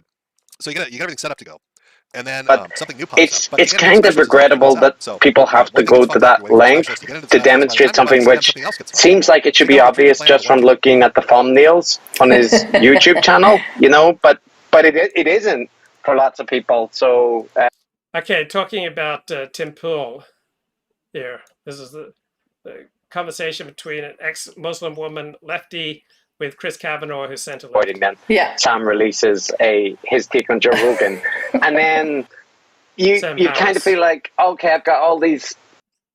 I want to mention this point, you know, and maybe you don't need to, but it feels like you're not doing it justice if you don't cover it. So yeah, we definitely lean towards keeping more stuff in, which is you know, your mileage on that may vary, but I think it's in our nature as academic-y type people to be long-winded. I mean, I'm not an academic at all, and I can still relate because I have trouble cutting things down as well, because I think it's also a bit just to do with this whole IDW sphere. There's a lot of slipperiness happening, and it's hard to pin down things unless you have a lot of wider context around it. Yeah, I spoke recently to... So it's interesting listening to these two lefties critique the IDW sphere, right? The intellectual dark web, which from a right-wing perspective, it's a bunch of lefty cucks who just aren't completely mainstream. But we did see with COVID, at least half of the intellectual dark web, took dissident perspectives on public health responses to COVID. I'm sure you're familiar with Kimba on Toast. He makes like YouTube videos. He did a good one on Dave Rubin, and I think it was a 7-part series on James O'Keefe. And he's currently doing a series on Tim Pool. And when we talk to him, you would imagine like debunking Tim Pool. What's the debunk? He's a cretin. Like, he's a really stupid guy. But to kind of highlight even how somebody like him is being duplicitous and presenting themselves as one way and so on, it took him like months and months of collating the clips, and then editing. And his videos are very effective, but it's kind of regrettable that people have to go to that length to demonstrate something which seems like it should be obvious just from looking at the thumbnails on his YouTube channel, but it isn't for lots of people. So I think this is something that many people find when they're trying to debunk, that the amount of effort to highlight what people are doing is much greater than the people can kind of spew out their talking points, like James Lindsay style. Yeah. Yep. And Sam Harris style also, but. Yeah, indeed, and I'm sure we'll get onto it, but in the conversation I had with Sam, and I listened to your conversation in preparation before I listened to a bunch of conversations actually, but you did a better job than I did of Sam kind of goes on extended monologues for a lot, and he'll put in a whole bunch of points and in response to a question which are kind of not really related, but they raise different issues. So I see a lot of similarities between Sam Harris and Stefan Molyneux. It's an unbelievable amount of self-obsession, self-delusion, kind of refusal often to answer a question, to just go on in these lengthy monologues when they're asked a question. So do you see a similar lack of common sense and a similar wordiness and a similar detachment from reality and a similar living in delusion? Sam Harris, Stefan Molyneux, both do some good work, both do some bad work, and they just strike me as very similar personalities. They've definitely got the gift of the gab. They've definitely got charisma. They can definitely command an enormous audience. They're definitely very good at what they're doing, but neither of them are optimized for truth, and both seem to just have inordinate self-regard and delusion about the importance of what they're doing. I played a Stefan Molyneux clip yesterday where he talked about how his work had prevented millions of children from being abused. Like his work prevented millions of children from being abused. And Sam Harris claims that you can't understand his politics, you can't understand his worldview unless you meditate, right? Unless you experience the gifts of meditation, you can't possibly understand his disengaged strategic perspective on the world, on politics. Just incredibly charismatic, glib, wordy, very good, very talented at what they're doing, very compelling personalities, able to develop enormous followings, but inordinate self-regard and just frequently completely delusional. Stefan Molyneux, Sam Harris. And then when it comes to your point where you have a chance to speak, you're kind of like, okay, well, there's 8 things I need to respond to there, but I've only got 2 minutes before I'll have to hand back. So yeah, that's frustrating. Yeah, it's like a Gish Gallop technique, kind of. Yeah, and I will say I haven't been on the receiving end of that much from, I've been interested in conspiracy theories and so on, but I haven't debated conspiracy theories or conspiracy theorists or creationists like in a audio format, and that's it's surprisingly difficult to deal with when you are experiencing it firsthand. So as I say, when I listened to your interview, I think in part because you were more willing to interrupt and say no, that's not the point I'm making, and I wasn't particularly effective at that, but yeah. Well, I am just a crazy woman, right? So. That's your advantage, but I don't think that I am excluded from the criteria of like unhinged critics in Sam's perspective. But you think? But maybe I'm not quite in the pantheon that you've reached. You, Ezra Klein, and Robert Wright are seemingly like mortal enemies, and Glenn Greenwald as well. Yeah, one of the stunning things about Sam Harris is how he perceives like the wildest criticisms as some enormous affront. Does not deal well with criticism. Takes it very personally. It has hyperbolic response to criticism, though not to the extent of Lex Friedman. Lex Friedman just automatically blocks anyone from his Reddit, from social media for the mildest of criticisms. So I'd place probably Lex Friedman probably 4 times, 5 times more sensitive than to Sam Harris, who still has this incredible thin-skinned hyperbolic reaction to the mildest of criticism. Yeah, well, so Ezra Klein has the intellectual and moral integrity of the KKK, if I'm remembering correctly. That's what he said about Salon and Vox. Yeah. Writers. I'm meeting the same level of demagoguery and dishonesty and cynicism and just mere gamesmanship on the left, much closer to where we all are living. Like, so it's like just interacting with a reporter from Salon or Vox, right? Like who's there? I'm meeting someone who essentially has the intellectual and moral integrity of the guy in the white hood, over on the right, and that asymmetry is just totally alarming to me. Yeah. So I know. So we'll just do a couple more minutes on politics. And we'll shift to some stuff. So slightly hyperbolic, yes. Just a tad, especially when Nazis are nowhere and the KKK is nowhere and it's all extremely fringe. It's just bizarre that there would be so many Nazi-like people all over Vox and Salon. And I'm just crazy. Yeah. There's I watched, I don't know if you've seen it, it's on the BBC, but Louis Theroux has a new series, and his first episode was about, basically, the new manifestation of the alt-right, Nick Fuentes and Vivek Alaska and all that. And, it looks very, very familiar, and the fringe of the fringe seems to have a significant audience, and one that reaches into the Republican Party or the right-wing institutions in the US quite far. So right. So yeah, I just feel that like maybe watching some of those documentaries might be helpful. Louis Theroux's documentaries are entertaining as well, so maybe somebody could forward it to Sam. Do you think really it's about not knowing or just not accepting? Because he does say things like they are fringe of the fringe apart from. So upon reflection, I see white nationalism, Islamofascism, or radical Islam as primarily issues for law enforcement. I don't believe that the best approach to either is some form of ideological warfare. And so I just want to know who's most likely, who is the most at risk to do antisocial, dangerous things. And let's deal with it on law enforcement level. I don't think we need to go on a jihad against Islam. I don't think we need to go on a jihad against certain types of ethnic nationalism, right? I don't think we need to go on a jihad against reactionary thinking, right? Just treat it as a law enforcement issue. Those people who are most likely to commit massive disruptions to the public order, then we should have law enforcement tracking them. But those people who are not a massive threat to the public disorder, right, there's less need to track them and to infiltrate their gatherings, let alone go on any sort of cultural or ideological crusade against them.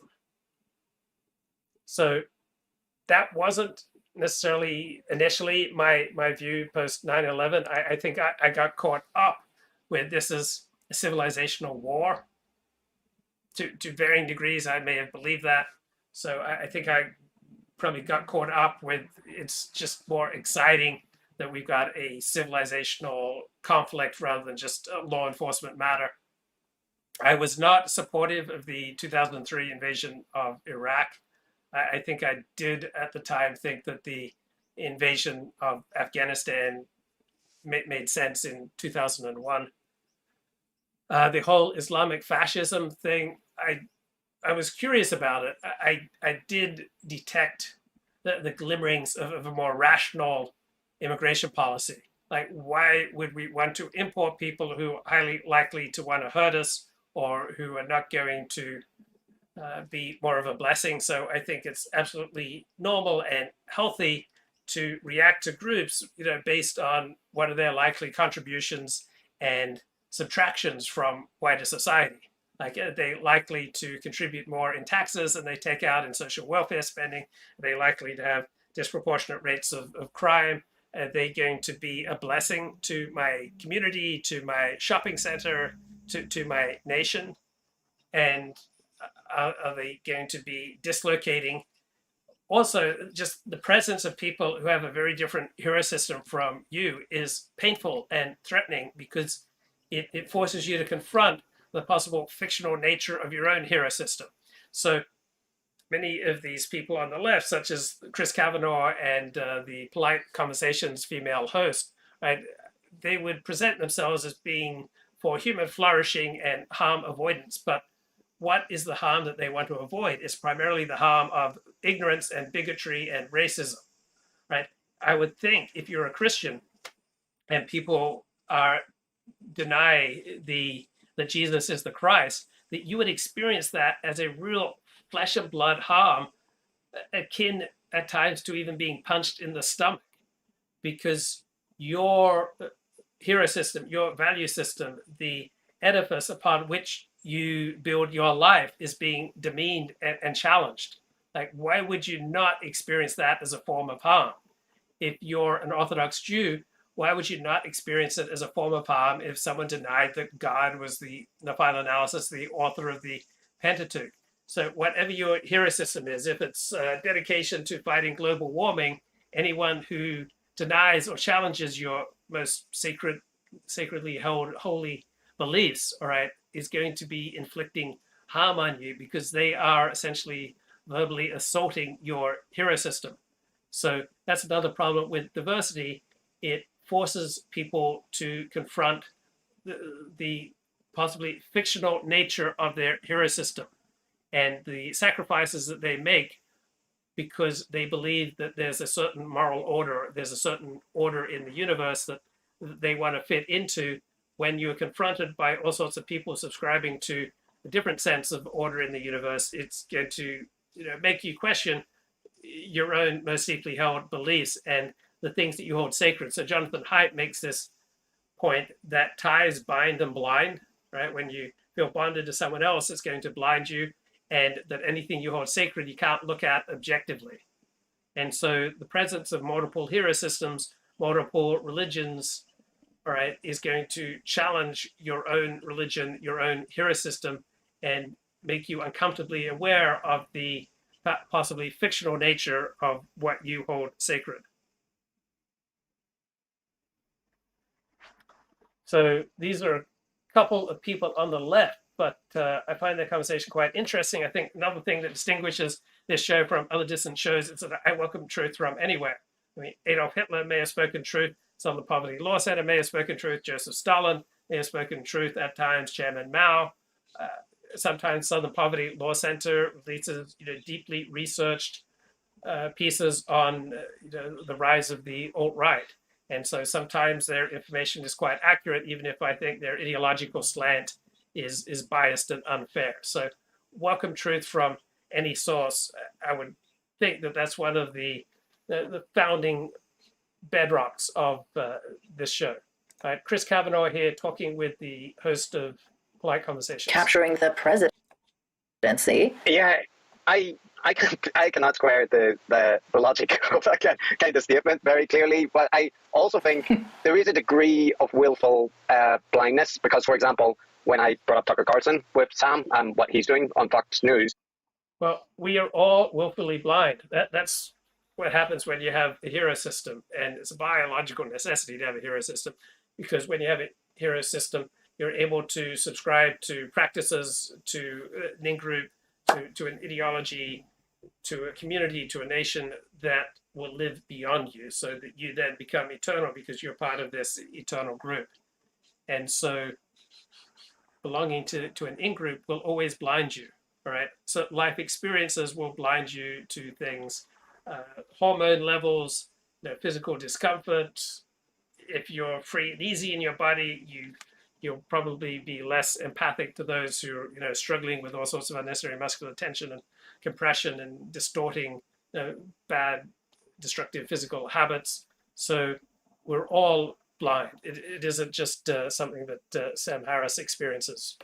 Reality is so much more complex than we can possibly comprehend. We can just kind of get glimmerings of objective reality.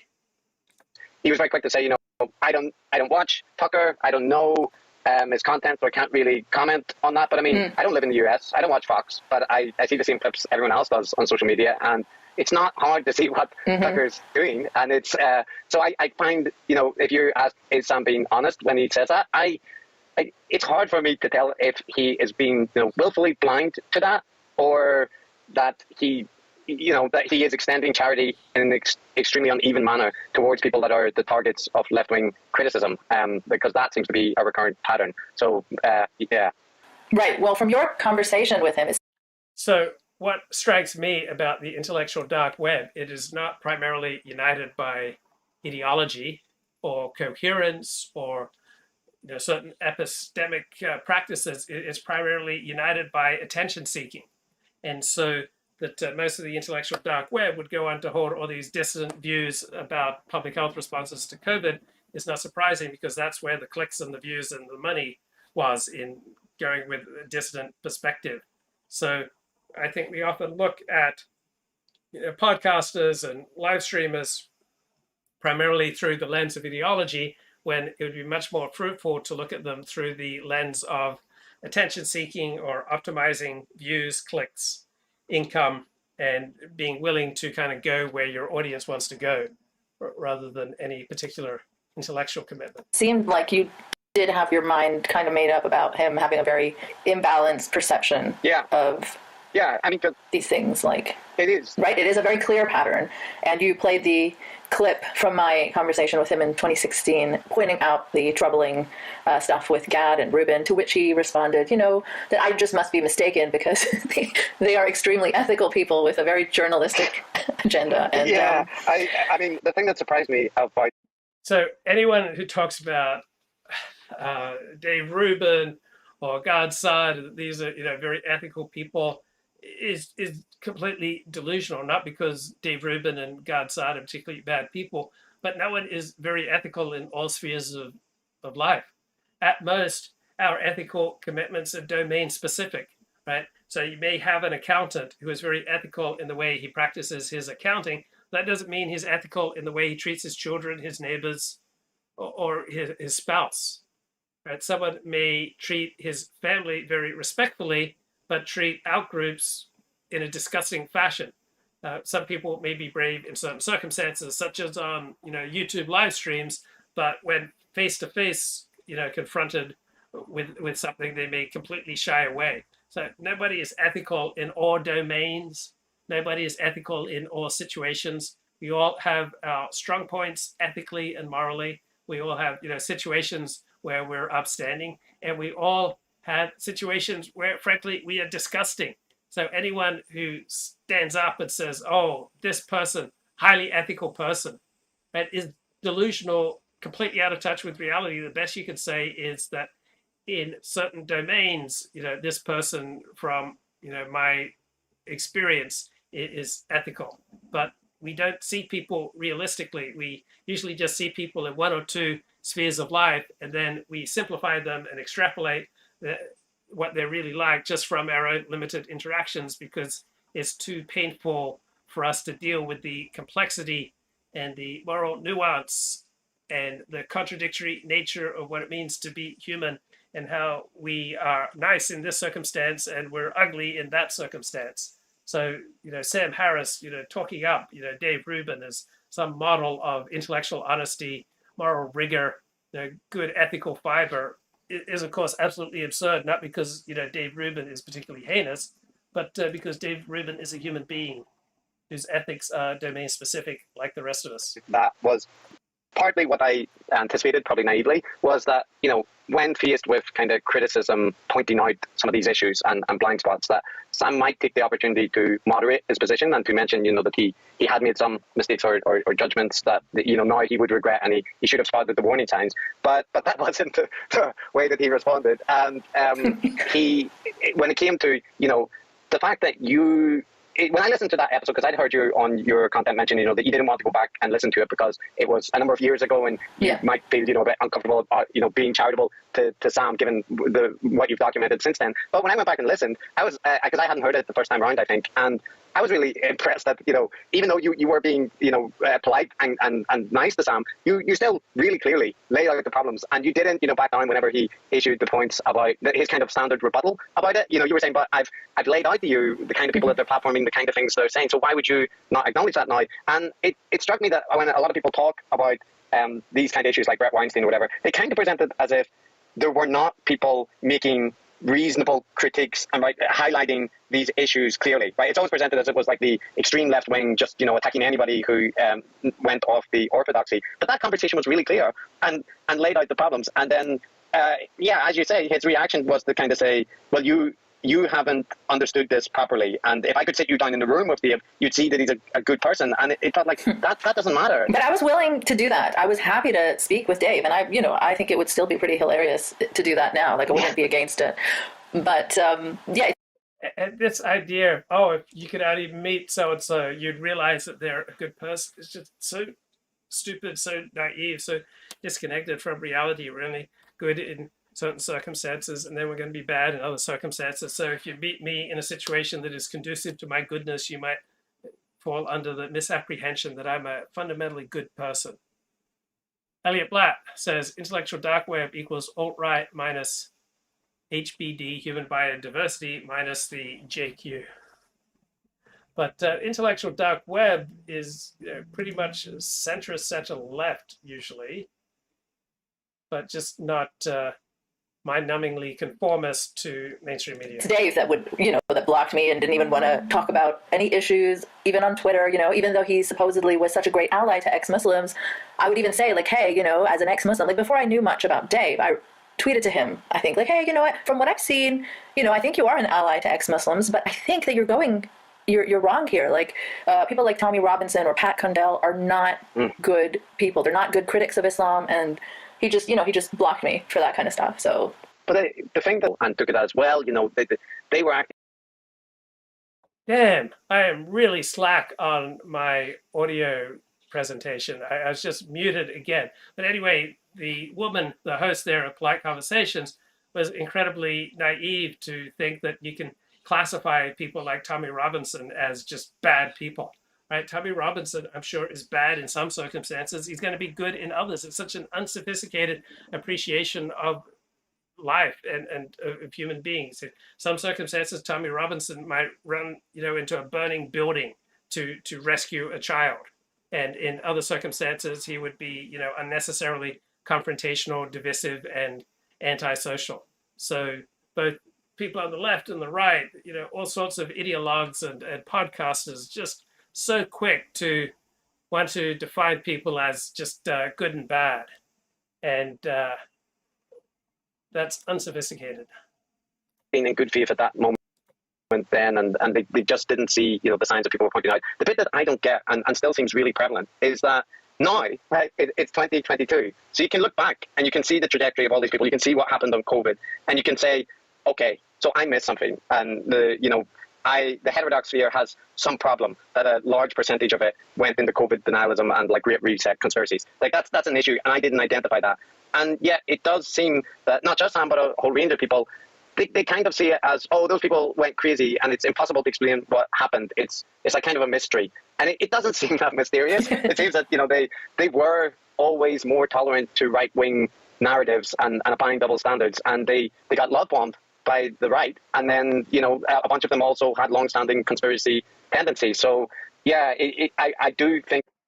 Yeah, but the reason they were much more favorable to the extent that they were of narratives from the right is because that's how you got attention. And the intellectual dark web is primarily a marketing mechanism to get attention, to get clicks, to get money, to get fame, and to get status. Right? It's not primarily about supporting the right or supporting the left. Right? People go where they get the sunshine of clicks, attention, likes, status, right? Articles about them that are glowing in the New York Times, right? So people who are podcasters and people who are live streamers, not usually optimizing for truth, not usually optimizing for ideology. They are optimizing for self-aggrandizement. And that's what characterizes the intellectual dark web as well. So where do you get the clicks and the attention and the income during COVID? By being opposed to the majority public health measures vis-a-vis COVID. How do you get attention, clicks, like money when your natural instinct is to be on the left? Is to find ways to defend the right and to condemn people on the left. Then you'll have an enormous audience of people on the right who will send you money and give you hugs and likes and attention. All right.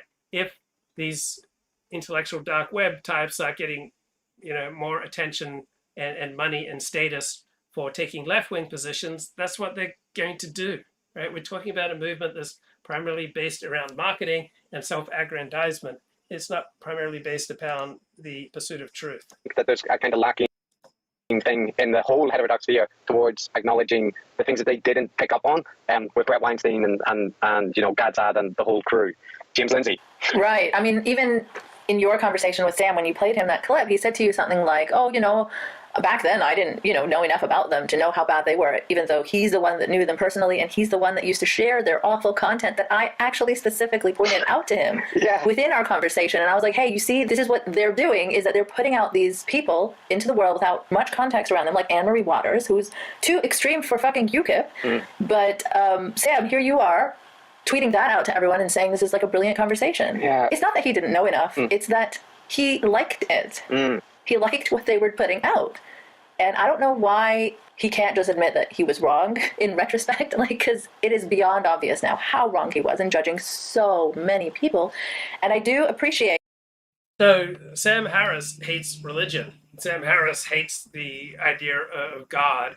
So Sam Harris hates Christianity, hates Islam. I would expect he's not particularly fond of Judaism either. So it's not surprising that he would side with people who are critics of Islam.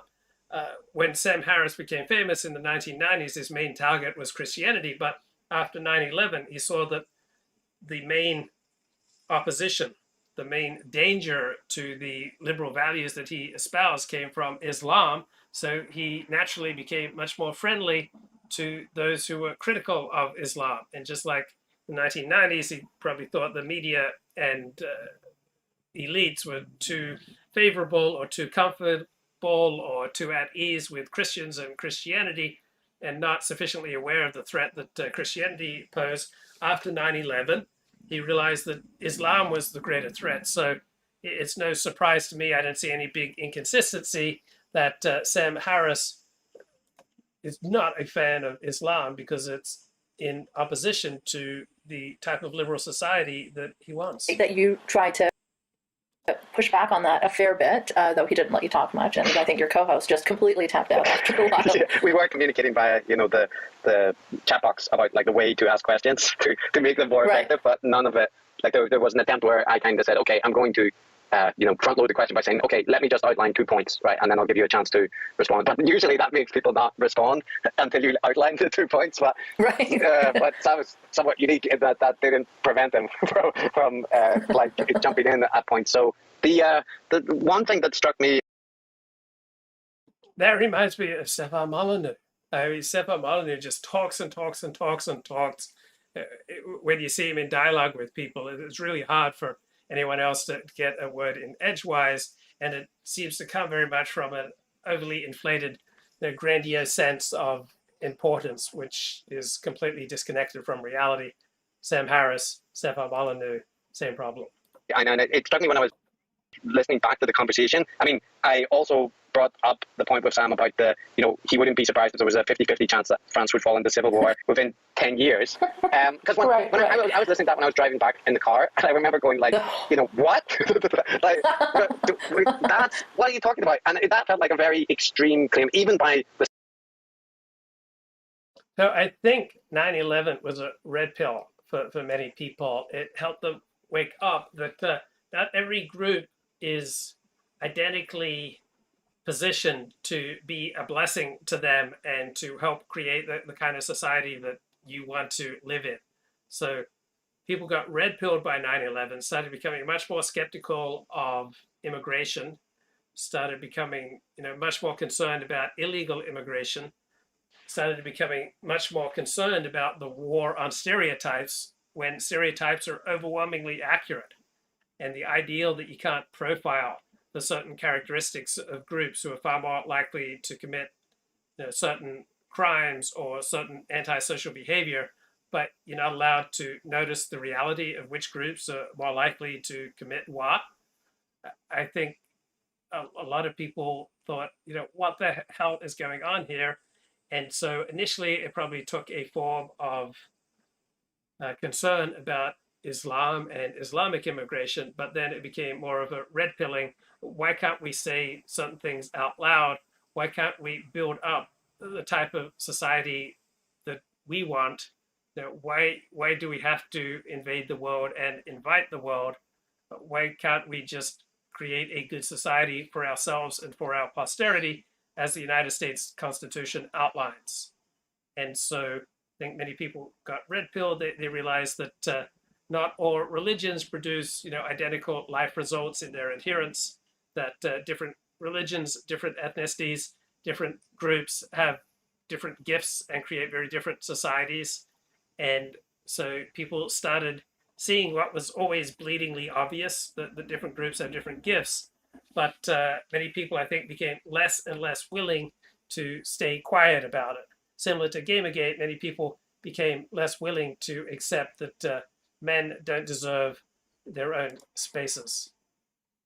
Standards, yes, there had been the Bastille attack and all that, but that's talking about a civil war in a Western democracy within a decade. Yeah. And I find that very extreme. And you highlighted, I don't know the figures, I have to say, as well as you do, but Anne-Marie Waters, and I'm aware of Tommy Robinson and some of those figures. But the fact that Sam would say that those people are saying very sensible things about immigration, about the threats of Islam, and so on. Yes, specifically those topics too. The things that they are, it's not like he's like, she has some good recipes that she puts on YouTube or whatever. It's completely unrelated. He is specifically interested in her views on immigration. And Tommy Robinson, like he said to Mariam Namazi in a conversation, again, I don't know enough about him, so I'm not really defending him. But if you listen to his conversation with Dave Rubin, again, something else that he promoted, he is making perfect sense in that conversation. There is nothing, absolutely nothing bigoted that he says there. I'll give you an example of this. So for instance, Tommy Robinson just did an interview with Dave Rubin where he made sense, really perfect sense, for an hour and did not say a single bigoted thing. Right now, I'm not very familiar with Tommy Robinson. I don't live in the UK. And I just know that he is under the shadow of more or less constant accusations of racism and bigotry. And yet I hear him speak for an hour, and even when pressed on the topic of past associations with bigots, he made perfect sense and talked about how he left the EDL because of those racist elements that came into it. There's nothing, absolutely. Okay, so this is part of discussion up Sam Harris by a couple of lefties here. The left-wing host of Polite Conversations, the center-left guest is Chris Kavanagh from Decoding the Gurus. Left-wing conversation, but still a very interesting conversation, right? Often the left has very sharp perceptions of reality, very sharp, provocative critiques, and we are improved by listening to people like these two who are very articulate. They are truth-seeking from a left-wing perspective. Absolutely nothing bigoted that he says there. And then I went back and re-listened to the Dave Rubin conversation with Tommy Robinson because I remember finding it like horrifying even in 2016 or 15 or whenever it was. Yeah. And it is like borderline white nationalists, like hordes and hordes of Muslim men are coming to rape our women, and Somali immigrants are coming, and it's horrifying. And that specific conversation is what he said. Okay, that's obviously an absurd point to be concerned about. Say different groups have different rates of committing certain crimes, such as rape, that different groups may not be equally suited for immigration to your society and fitting in and becoming contributing members of your society.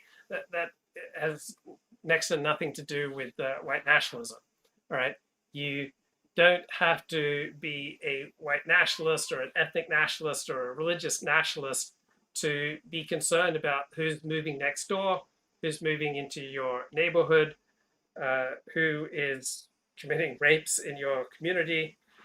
All right, any normal person is concerned about their quality of life and whether the immigration of certain groups is bringing more and more people who are going to extract far more in social welfare services than they will contribute in taxes, that they will commit disproportionate amounts of crime, that they will destroy certain schools and public spaces, that they will form rape gangs, as we saw in England with certain Pakistani immigrants.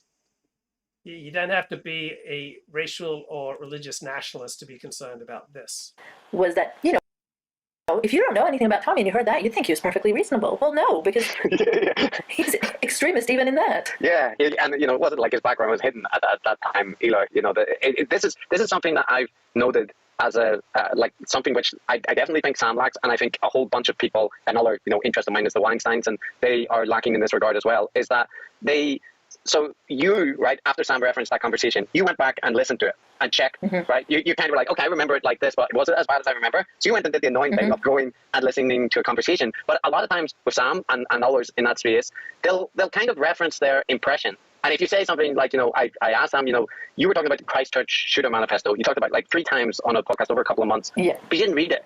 Right, it takes like 30 minutes to read, and you were debating with people about what the content means, but you didn't read it, and that tendency to not do research or to not just like, okay, so is Tommy Robinson okay? Spend 2 days, do some research on what he's done and what his background is. I actually tried to raise this point about Stefan Molyneux, and we got sidetracked on the Christian Picciolini. Yeah, and the point I wanted to make with the Stefan Molyneux raising was not actually to do with that, although we ended up debating what the technical definition of Holocaust denial is. But Jesus Christ, yeah, I remember that. But what I wanted to point out to Sam was that with that Stefan Molyneux stuff, before any conversation with Christian, there was about 3 years where Stefan was brought up periodically in Sam's monologues. And at one point he mentioned that he was the second most requested guest after Jordan Peterson. And his monologues were always saying, no, I've heard bad things about this guy. I've seen some concerning, because I haven't researched it. I haven't looked into it. I know that people get smeared. Yeah. So I don't want to take a position. And that's okay the first time. Yeah. But when it's, a year has passed and you're still saying, I don't want to pass judgment. There's this guy that people are calling white nationalist. I don't know. And I kind of think if this is the second most requested guest and people are saying he's a white nationalist and he'll convert into a Trump apologist, right? But why not spend, even, God forbid, a couple of days to do the research on Stefan Molyneux's content and then take a position? Because it's not hard to discover all the terrible misogynistic, racist stuff that Molyneux had put out. Even Joe Rogan managed to unearth some clips on his second appearance on his show. So I really do criticize Sam and others within the IDW for that. It's either charitable blindness or it's strategic ignorance, so that they don't have to condemn someone that maybe some of their audience would like. And you can take the cynical or non-cynical perspective, but in either case, both things are bad. So there's a hilarious Wall Street Journal article, which I think maps on perfectly with people who say call it quits with racial nationalism. Rookie traders are calling it quits, and their families are thrilled. Many who picked up investing during the pandemic are cooling on the hobby.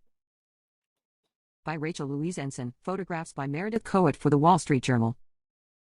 January 1st, 2023, 5:30 a.m. Eastern Time. Some novices who took up trading during the pandemic are abandoning the hobby. Their loved ones are breathing a sigh of relief. Spouses, parents, and other family members who were subjected to one too many play-by-plays of market movements say they are happy to have their loved ones back, and equally glad they no longer have to hear about buzzy stocks or cryptocurrencies.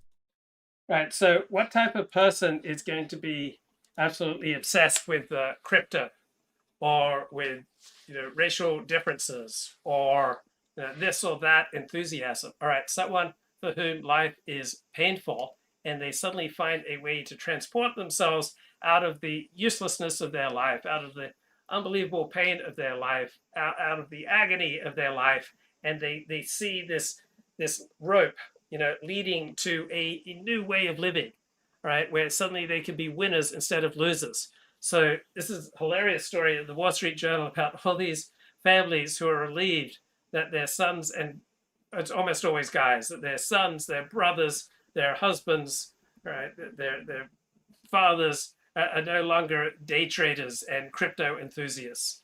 And so someone who is such an enthusiast that they have to bombard people who don't care about their enthusiasm, right, is way out of touch with reality. It would be lacking in human relationships, lacking in ordinary human connection, be also disconnected from themselves, lack a sense of ease with themselves, would essentially be living a miserable, delusional life if you suddenly become a person who can only talk about crypto or can only talk about meme stocks, and you just bombard your family with this kind of unwanted conversation, right? There's something really wrong with your life. Just like if you are an extreme sports fan where you paint your face in the colors of your team, you do all sorts of extreme sports fandom, it's only people who have a pretty empty life who go to those extremes. And it's only people who become such crypto enthusiasts that they can't stop bombarding their family with talk about crypto, right? That only comes from a broken place, right? So these people temporarily found a way to transcend their pain, just like many people found meaning in life suddenly from becoming MAGA, Make America Great Again, Donald Trump, or becoming alt-right or embracing this ethnic nationalism or this form of religious nationalism. So a lot of people with painful, dysfunctional lives that don't work, right, suddenly found a ticket to a utopia, to a place where they could have meaning and purpose and transcendence and success, where they would no longer be losers. So when you listen to this article, these Johnny One Note and crypto enthusiasts, they overwhelmingly sound like a bunch of losers. And so it is with many people with particularly extreme political fixations or sports fixations, right? If you can only talk about one topic, there's something really wrong. The market swooned in 2022, taking the fun out of day trading for many newbies. The S&P 500, after surging during the pandemic, just wrapped up its worst year since 2008. Bitcoin lost about 65% of its value throughout the year. Some amateur traders' families now face the disappearance of the life-changing sums of money they held in their portfolios at the height of the run-up. The stakes are lower for those who put a modest amount into meme stocks or crypto for fun. Alan Garcia started trading on Webble Financial LLC early in the pandemic when his work as a musician dried up. Soon Mr. Garcia was parked at his desk each day from 8:30 a.m. to 3 p.m. to manage his portfolio of about $2,000. He bet heavily on companies like Electromechanica Vehicles Corporation, which makes an electric car seating a single. Doesn't this sound like people who became enthusiastic about MAGA, Donald Trump, or the alt-right, or, they've taken on some sort of extreme political or religious or social or cultural enthusiasm? So it seems from this article in particular, it always comes from a very broken, dysfunctional place. Person, ticker symbol solo. The obsession didn't end when he sat down in the living room with his wife, Adriana Rodriguez, each evening. For about 2 years, he talked about investing. Mr. Garcia, a 34-year-old Houston resident, even started watching investing videos in bed at night. He was here, Ms. Rodriguez said, but he wasn't here. In early 2022, Mr. Garcia lost everything in his portfolio on a bad options bet, leaving him in a foul mood. But the next morning, he felt relieved. After Ms. Rodriguez, a lawyer, left for the office, he worked. I mean, that sounds like so many people who really got into the alt-right and they blew up everything. They lost everything. They destroyed their relationships. They got fired from their jobs. They became pariahs in their community. They may well have been arrested and convicted. So these monomaniacal enthusiasms usually bespoke, very broken and therefore antisocial and somewhat dangerous, unhinged personalities. On his music all day instead of checking the market. He hasn't traded on the app since. Ms. Rodriguez is thrilled. Mr. Garcia agrees it is for the best, mostly, anyway. We've never been this good in our lives, he said. One day I'll get that $2,000 back though. Trading exploded into the mainstream during the pandemic, when many Americans were stuck at home, flush with stimulus checks and eager to pass the time. New apps made it cheap and easy for newbies to trade from the comfort of their cell phone, and many found a sense of community on investing forums online. In 2021, rookie traders fueled a run-up in meme stocks that put hedge funds on their heels. Individual investors are broadly staying invested in stocks, unlike previous downturns when many dumped their holdings. But lots of one-time day traders are finding they are now content to buy and hold, rather than try to time their investments. Average daily trading volume is down markedly at major brokerage firms that cater to retail customers. Vince Major took a job in 2021 as head of marketing at a cryptocurrency wallet company, and soon he was subjecting his mother, Vicky Major, to his thoughts on various cryptocurrency projects and how the sector could revolutionize the financial system. His mother found it unbearable. Mrs. Major, who is 66 and a juvenile probation officer in Phoenix, told her son to knock it off. That inspired him to give a presentation at an October industry conference titled My Mother Hates Your Project and Mine. A duly chastened Mr. Major has cut back the crypto talk on morning FaceTime calls with his mother. After trying to speak about crypto in a more understandable way, he even convinced his mom to buy Ether and leave it in a virtual wallet using his company's app. Mrs. Major's Ether is down about 40% since she bought it in summer 2021, and it is now worth about $14,000 total. Mr. Major, who is 36 and lives in Los Angeles, said the value of his crypto holdings is up overall because he started buying in 2015 when prices were much lower. Mrs. Major figures her son knows what he is talking about, even if it was in an annoying way at first. He's very intelligent, she said. Marvin LaHood went all in on investing when the pandemic hit, spending up to 10 hours a day trading.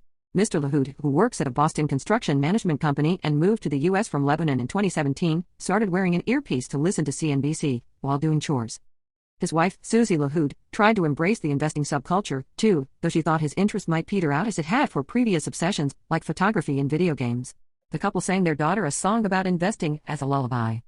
It's always nice to see him get excited about something, said Ms. LaHood, a doctoral student. If there were times I would get a little frustrated just because it was taking up so much of his time and mental space. So this is me. Like, I have gotten into serial enthusiasms to try to, transcend what was essentially a selfish, self-centered, dysfunctional, largely antisocial, awkward, ill at ease life. It's not at ease with myself. It's not at ease with other people. And then I would just periodically seize on some new enthusiasm. So for a while, I wanted to become a Christian missionary, and then I wanted to become a general, then I wanted to become a powerful politician, then I wanted to be a marathon runner, a sportscaster, a TV news reader, a professional journalist, an economist, I mean, an actor, a model. Like, I just always taking on new enthusiasms. Yeah, and I converted to Orthodox Judaism. That enthusiasm is stuck. But I was essentially trying to transcend a miserable, dysfunctional, antisocial, ill at ease, awkward self. And I just get that same feeling from the people described in the story. And they also remind me of so many of the people that we met along the way through our interest in dissident right politics. Often broken souls who suddenly find an enthusiasm which transports them out of their misery, and they think, finally I'm on the right path, right? I'm going to quit my $120,000 a year job to drive for Uber so I can talk to people about the JQ. That's Paul Little's story. And then eventually almost all these people just crash and burn, as opposed to other people who enjoyed the drama and the conversations and the controversy that came from the rise and fall of the dissident right, but they didn't destroy their lives. So I've often met up with people who are quite interested in the dissident right, but they managed to never blow up their lives over it. So some people can handle some things.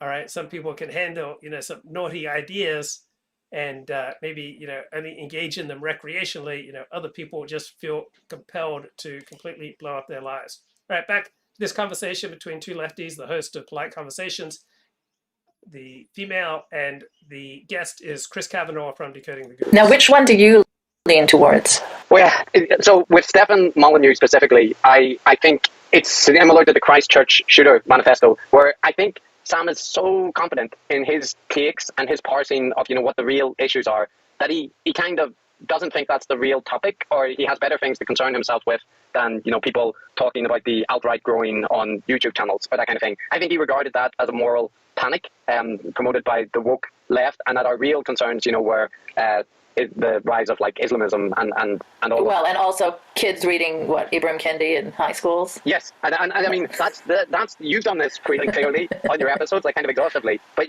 when you contrast how confident that Sam or other people in IDW they are with just condemning all liberal institutions, all of academia, all of left-wing media as corrupted and untrustworthy, and it's we cannot trust those sources anymore. And then when it comes to right-wing stuff like Tucker Carlson, which to me it's a free ball for people, at least to just have a little bit of both siders defense. If they just say, yeah, that stuff is terrible too. But even then, a bunch of them find it really hard to say, they take the stance, well, I haven't watched it. And I know that Fox News is bad, but everyone knows that, so we don't need to spend time on it. But meanwhile, Peter Boghossian is currently in Hungary. So I like Tucker, and I also think he's really bad. So sometimes he's incredibly courageous and says things that are important, but in his, anti-vax lunacy, in much of his, anti-elite, populist credulity, I think he's terrible.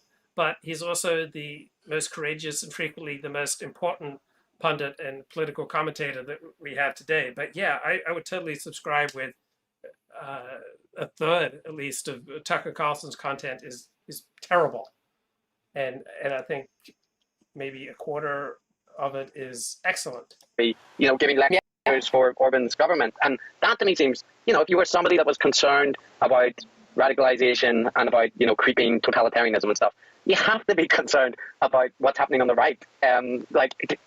If I don't see how you can do it evenly, but if you really have to do it evenly, you have to at least recognize what's happening on the right, and there does seem to be a willful blindness or a sympathy there that that goes unacknowledged.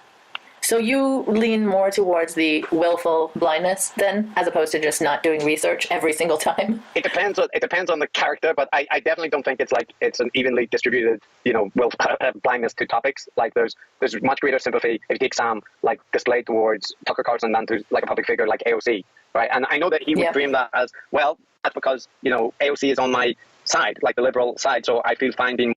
So there's a question in the chat, what are the biggest gaps in Luke's life aside from music and food?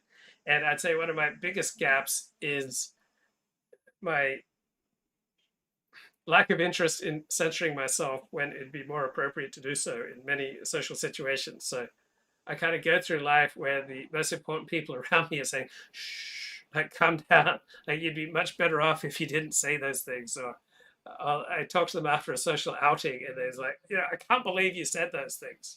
That was so completely inappropriate to the situation. I wonder if you'll ever be invited back. I remember once I was at this pool party organized by my liberal synagogue at the time, and I met this guy who had a shaved head, and I said to him, the only people I know with shaved heads have cancer. And yeah, it turned out he had cancer. I was not invited back to that home or those pool parties anymore. So probably the biggest blind spot is how often I say things that are inappropriate, offensive, self-absorbed, socially maladroit. Yeah, that's one of the biggest blind spots is yep. I just yap too much, too often, too self-involved. They're not taking into adequate consideration other people, their needs, the circumstance. More critical of her, but really, I mean, how much are some other people praising AOC for the parts that they agree on? Like nothing. Yeah. Right? So this is all stuff that people used to say about Rubin. Like, this is all the exact same excuses, you know, cleaning up my own side. That's why I don't even talk about the right. And what was the other thing? Oh, yeah, I don't know. I didn't have enough time, or I didn't know enough about this guy. That's why I can't take a stance on him. Rubin used to use all these same excuses. I mean, Rubin even said he didn't have the budget. Like, what budget do I have? Like, it's hard. I'm a freelance, you know. Yeah, I don't have a budget, but I have Google, and I can just look people up. So that's just a nonsense excuse. It's very hard. You need the extra finance in order to get right-wing criticism in, as we know. And like, you know, even when you asked him about this Eurabia bullshit that he's published, it is so unhinged. It's like Alex Jonesian level of ridiculous, you know. And even after the Christchurch massacre, he didn't take a pause to think, like, shit, you know, that was very wrong of me, because people... Okay, why is it unhinged to be opposed to the importation of people who are opposed to what you stand for? Right? If you love your family, how can you favor the importation of people who are a way above average threat to molest your family, to rape your family, to murder your family, to torture your family?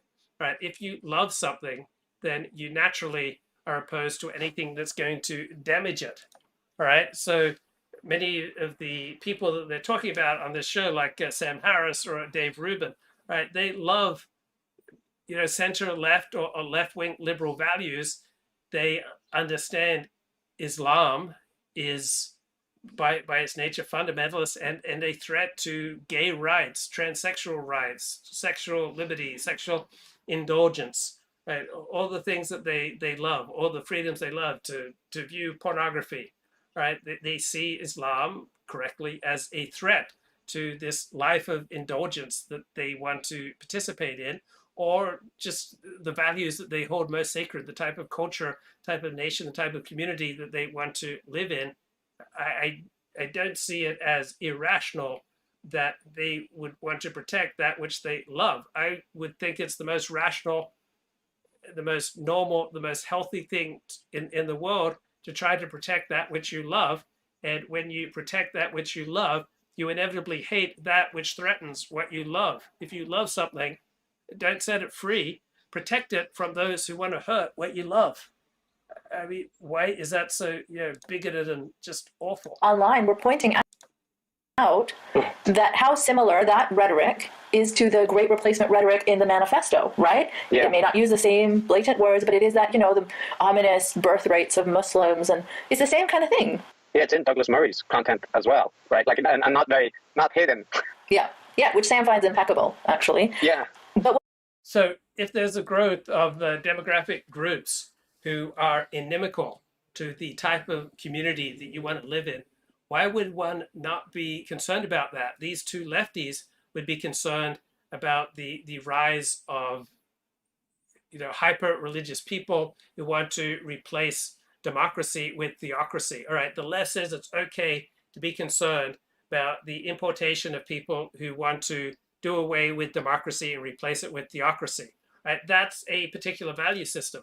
But if you believe that, say, Christ is king, then why would you favor the importation of people who have a negative attitude towards Christians, who want to go to war with Christians, who hate Christianity? Right? If you love your daughters, why would you want them to be limited in life? Why would you want them to not feel free to walk down the street? Why would you, want them to, have a much smaller and more dangerous life because of the growth of demographics that, say, are at higher odds than normal of committing some heinous crime against your daughters? To me, this is just basic common sense. It's not even remotely irrational. What was his response to you? was, well, I don't know. I'm not a demographer. Yeah, which is that, and he kind of pointed out that there were mainstream figures who had kind of entertained those demographic predictions as well. But it was like Ross Doe had and stuff, right? From my own research, I know that it was the kind of like some of the, you know, centre-right neocon types were the majority of people who were endorsing that kind of view, which is kind of predictable. Yeah, exactly. Yeah, but they're neocons. They're not pretending that all their biases are with the left. Yeah, and on a similar note, and I only noticed this, I think it would have been this year, or it might have even been in preparation for the interview I did with Sam, but so he has a quite famous article which he published not that long after 9/11 in a magazine that was kind of saying we need the West needs to fight back about, you know, Islamic extremism, and we need to stand up for Western values and all this. And that article was quite saber-rattly, you know, after 9/11, okay, but it was quite what, sorry? Saber-rattly, you know, kind of like it isn't the kind of thing that would have annoyed George Bush, put it like that, right? It would be in line with we need to be robustly responding and kind of promoting Western values in the face of this existential threat. And there's a mild version of that which everyone agrees with, which is, you know, we don't want totalitarian theocracies. We want like representative democracies and like equal rights. So like that part everyone can sign off on. So you don't really need to. Only the insane tankies or crazy people. Okay, so notice everyone can sign off with opposing immigration of people who want a religious autocracy, who want a theocracy as opposed to liberal democracy. So there they have no problems with being concerned about demographics. There they have no problems with restricting immigration, right? That is, you know, what is sacred to them. There is their holy space. There is their, you know, devotion to values that transcend their inclinations against, you know, bigotry and racism and anti-discrimination. So it's okay to want to protect your democracy from outsiders. But what about people who want to protect other parts of their hero system, right? There are people who believe in things, you know, aside from democracy. Some people believe that Christ is king. Why would you not want an immigration policy and public policy and educational policy and media policy around protecting that, you know, crucial part of your hero system? When you hear anyone deny that Christ is king, who mock the idea that Christ is king, why would you not, you know, be enraged and feel that as an assault on your very being, right? If you really believe in your Christianity and someone's mocking Christianity, why would you not feel that as a visceral pain, that you have been assaulted, that you have been harmed? And so why would you not want to shape public policy to minimize harm to you? So these lefties talk about minimizing harm, but they mean minimizing harm to their favored sacred groups, you know, their marginalized communities, gays, transgendered, blacks, Jews, etc., right? And limiting harm, all right? They want to minimize harm to liberal, left-wing, democratic values and practices, right? So they're all for immigration restriction and public policy that reduces harm to their hero system. But other people have different hero systems. Why would those people with different, say, more traditional hero systems, say, revolving around belief in God, revolving around finding your place in the cosmos, revolving around taking it for granted that marriage means marriage between a man and a woman, who take it for granted that being in the military means participating in a heterosexual enterprise where men don't have to be concerned that they're going to be stuck in foxholes with other men who may try to have sex with them, right? People who want their values, their hero system, simply taken for granted in society, and they don't want harm done to that which they regard as sacred.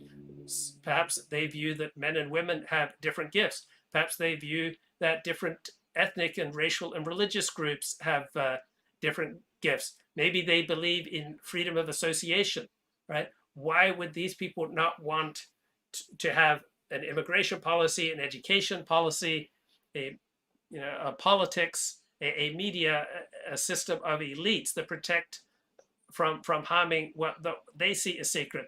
Imagine if people at universities would get suspended if they mocked Christianity, or they mocked the American flag, or they mocked American patriotism, or they mocked, you know, some other traditional value or belief or practice. And if they said things that were critical or derogatory about Christianity, that they would then have to undergo mandatory sensitivity training. Like, why is sensitivity training necessary for how you treat marginalized communities, but not necessary for how you treat Christians. Like why do some groups deserve all these social and educational and political and legal protections, but not other groups? It all depends on your hero system. If your hero system is Christian, why would you not want public policy and education policy and immigration policy to protect that which you regard as sacred? Because any assault on your hero system, any assault on the values that you hold sacred, right, that causes you tremendous harm. That is sometimes more painful than a punch to the jaw or a kick in the balls. So when we talk about harm and harm reduction, well, whose harm depends on what you hold sacred, on what your hero system is. And these people seem to have no idea that there are other hero systems aside from the left-wing one. Who don't. That's a really, I think you don't need to spend that much time on giving yourself a backpack for not wanting to live in a theocracy. But the point about that article was it appeared in the Washington Times. The Washington Times is like the Mooney outlet, pretty openly promoting right-wing, rhetoric, narratives, whatever way you want to put it. And it's a newspaper that is like run by a cult. And that struck me as like really surprising that wouldn't seem, cognitive dissonance. But I honestly don't know. And I didn't ask Sam about it, I think I forgot. But whether he knew. Well, for most people, their primary question about a cult would be, is it good for my hero system? Is it good for my in-group? Is it good for the type of community that I want to build? Is it good for the type of life that I want to lead? Is the cult good or bad for the values that I believe in? Is it good or bad for that which I hold sacred and holy? So is it Shinzo Abe, the retired Japanese prime minister who was recently assassinated, right, brought attention to the assassin's agenda that too many politicians are taking money from the Unification Church, from the Moonies, the people who still operate or used to operate the Washington Times. So the subsidizing of politicians, the buying of influence by the Unification Church was kind of taken for granted till the assassination of Shinzo Abe. And so now people are taking a more critical look at the activities of the Unification Church. Many people feel that their family members or friends have been indoctrinated and have gone join a cult. So the people in the Unification Church have a particular hero system. You have a hero system. I have a hero system.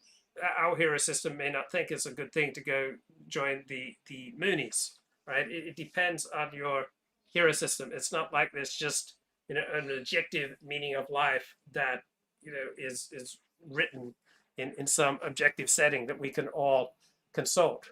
All right, we all have to come to accept a particular order of the universe or a particular hero system that gives our life transcendent meaning. What the Washington Times is, when he wrote the article for it, or whether he thinks it matters, because it could be either, right? He might not have done any research. Well, he takes this stance on, how the source shouldn't really matter as long as you agree with the information or whatever. Like he's often said, like, I would take a point from Hitler if he was right about something, However, he's not consistent in that, because if something is in Salon or Vox, or when Lawrence Krauss accusations came out in BuzzFeed News, he did a whole thing on his podcast saying that he couldn't, he didn't take it seriously at the time because it was BuzzFeed News. And yeah, it's like, okay, so you'll take a point from Hitler, but not like BuzzFeed News. Not Ezra Klein. He's beyond the field. Not Ezra Klein. Yeah, that's right. I think your episodes, I know that there's a lot of people who are fans of Sam that, won't listen to it. But I think that if they did, regardless if they agree, overall with your stance on Sam is highly critical and you justify it. That's but setting that aside, when you play a clip where he's saying, I extend charity to, I would be willing to, acknowledge that Hitler had made a good point, and then immediately kind of saying we have to disregard anything that comes from SPLC because it's captured by wokeism. And I kind of, that's an obvious contradiction, and it's not necessary, because you could be critical of the institutions that Sam wants to criticize. You can take issue with like some of the judgments that they make or the things that they say, right, but you don't have to disregard everything they do, right? And they do lots of very good research on like white nationalism and that kind of thing, which is an area where Sam has been historically bad. So it kind of feels like he shouldn't be lecturing like Kathleen Belew when she put on Belew. Yeah, thank you. about, the appropriate way to approach the far right, because like history has suggested that she's more correct than he is on that topic. Oh, it's just so funny to me because, I mean, these are not laughing matters at all because I find them quite urgent and quite alarming, but it is almost comical the way that this all plays out. Like, people get mad when, Sam is compared to Trump because he's such a prolific Trump critic or whatever. We'll talk about that in a bit. But do you see there being any parallels at all? Like in the stubbornness and the, with Trump, the being so sure of, Yeah, so I think, between you and I, in terms of our approach to Sam, and I know you've been critical of me for this reason, it's definitely true that I have, a better opinion, although I share a lot of the critiques. But in terms of whether it's fair to draw specific parallels between like Sam and Trump, in terms of, I think it is legitimate. And I think in the point that you're highlighting, where it's a kind of certainty attached to their interpretation is just, that's just the truth. It's just correct. And it's not like Sam has the same complete cavalier disregard for, anything being true that like Trump has. He's not like that. But in terms of his... No, yeah, even I'm not saying that. Yeah, but in terms of his... I'm not saying he's exactly like Trump. Just, just to be clear, I'm not saying that they're exactly the same level of everything, but I just see a certain Trumpiness in him. No, I'll 100% sign off that, like, I had the conversation with Sam, and it was nice of him to come on and have it, and even when it got, quite testy. And I do give him credit for doing that and, sticking it out for 3.5 hours or so. And I think at the beginning he made quite a lot of valid points about his meditation app, although, that's not the thing that most people focused on. But the one thing I will say is that I've talked to a whole bunch of people on the podcast now, lots of different people, lots of like very intelligent people who have interesting things to say and are public intellectuals like Sam. And I've not interacted with someone who has such a forceful sense that their interpretation is correct, and that if you don't agree, it's because you're mistaken, not because you have a different opinion. Or crazy. Or crazy. Well, you get that. I don't get that. I'm probably more represented as like having an unhealthy obsession with policing his networks and interactions and all of the people he talks to. And, that is the way that a lot of criticism gets framed as, well, you're just, who cares that he had a conversation with somebody who eventually ended up to go crazy and that kind of thing. But I know you know this, but I'm just spelling out that, like, if I had a bunch of friends that I had conversations with and promoted and said, these guys, they're on the ball, and in 3 years' time, 50% of them had become conspiracy theories arguing that the election didn't happen, then COVID was the vaccines aren't real or don't work and are all a conspiracy. I would have serious concerns about my judgment and my social network. But that seems to be regarded as, like, by a certain group of people as being, you're just being unfair and applying a standard that nobody could live up to. And, like, I don't think that's true. It's not saying you can never interact with someone who goes insane, right, or becomes a conspiracy theorist. That happens. Like, people change. But not like half your friends or most of your friends. Yeah, and also what you do after that happens also matters. So, I give Sam credit for criticizing Brett Weinstein. I know this. I know that's to the ire of many people who see it as, like, it's a very low bar to overcome when somebody is an anti-vaccine proponent in a pandemic. And I agree, it is a very low bar, but it's a low bar that many have not managed to jump. They just smacked it in the air and fell over. So it is completely true that it's a low bar, but I'm still happy when somebody is like, no, Brett Weinstein is an anti-vax person. And I'm like, yeah, he is. It's really obvious. Like, thank God. Hooray, yes. Yeah. Right. You can have the occasional person that you have praised, especially for their intellect and their open-mindedness and their ability to have difficult conversations and their intellectual honesty, which is above, like, most of the, normie worlds. Yeah. And then they go like this, and then most of the people you've praised go like this. Like, how many are there? I mean, I think 50% is generous, to be honest. Like, there's Ayaan Hirsi Ali, there's Joe Rogan, there's Dave Rubin, there's Majid Nawaz, there's Brett Weinstein, and sort of Eric Weinstein. No, Eric, I put him there. Eric, let's throw him in. Douglas Murray. Yeah. And Peter Boghossian. Gad Saad and James Lindsay has also been, promoted and highly praised by Sam Harris once upon a time during the days of the penis hoax or the SoCal hoax. And I mean, so a lot of people were able to see through that back then. Yeah. So that's more than 50%. Yeah, it depends where you draw the boundaries, because I think like there are people that also get criticisms for, like, justified reasons, I think, and some that I probably disagree a bit more with. But, like, Jonathan Haidt, Steven Pinker, that kind of wing that, was never really presented at the core of the IDW, but was at least associated with it. I think they've done better, right? Which is that they have not promoted anti-vaccine misinformation, and they've not promoted election fraud, and they were happy when Trump lost. Like, these are low things for people on the left. Extremely low, yes, yeah. But it's kind of depressing that these are still things. I'm glad to see that in the heterodox space, that there are people doing that, and I think that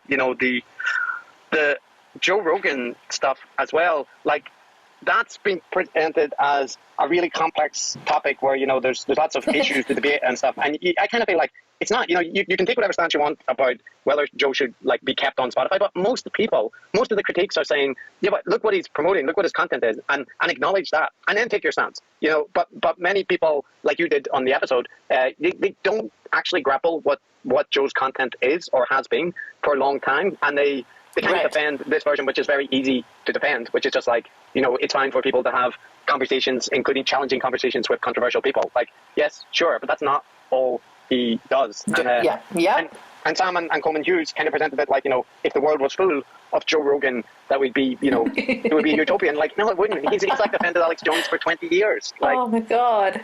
Yeah. I mean, those were some takes. Like Sam Harris saying that Joe Rogan is a cure for racism. Like, I mean, it just might be my lady brain, but I can't wrap my head around that. Like, how does someone...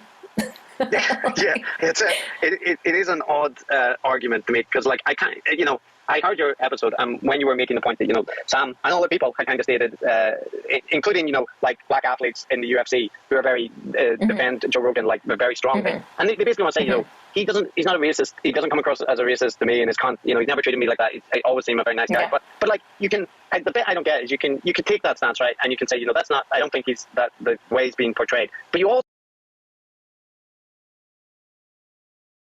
Okay, so the woman who is hosting this podcast uses a pseudonym, Aina. She is on Twitter under Nice Mangoes. She is a Pakistani who grew up in Saudi Arabia. She's an illustrator. She's the host of the Polite Conversations podcast. She is a ridiculer of the intellectual dark web. She loathes right-wingery. She's on Patreon, and here she is. Meet the Pakistani-Canadian woman who wrote the children's book, My Chacha Is Gay. Writing about sexuality in general and homosexuality in this book for children, Aina has gained supporters and detractors in equal measure. My Chacha Is Gay. First thing you notice when you click on Aina's blog, Nice Mangoes, is a disclaimer warning you the blog that you're about to view may contain content that is suitable only for adults. So Aina is a pseudonym. She's a Pakistani-Canadian blogger, illustrator who blogs and draws about sexuality in South Asia, Pakistan mostly. She writes and illustrates children's books in the hopes of promoting more inclusivity, diversity, and secular values, and to create resources where South Asian children are featured as characters because she feels they're very underrepresented in international children's literature. So how did the concept behind My Chacha Is Gay emerge? Something I'd been planning for a long time. I write about sex and sexuality. Homosexuality is something that comes up often. I wanted to do a children's book tackling homophobia, as I think it's a way of breaking down and simplifying the issue and to speak to adults too. I wanted to make a picture book. Pakistani media, surprisingly, has been very silent on My Chacha Is Gay, despite the fact that this book has been covered all over the world and in some international papers too. The general response from Pakistan has not been great. My Chacha Is Gay. Have you read this book? My Chacha Is Gay.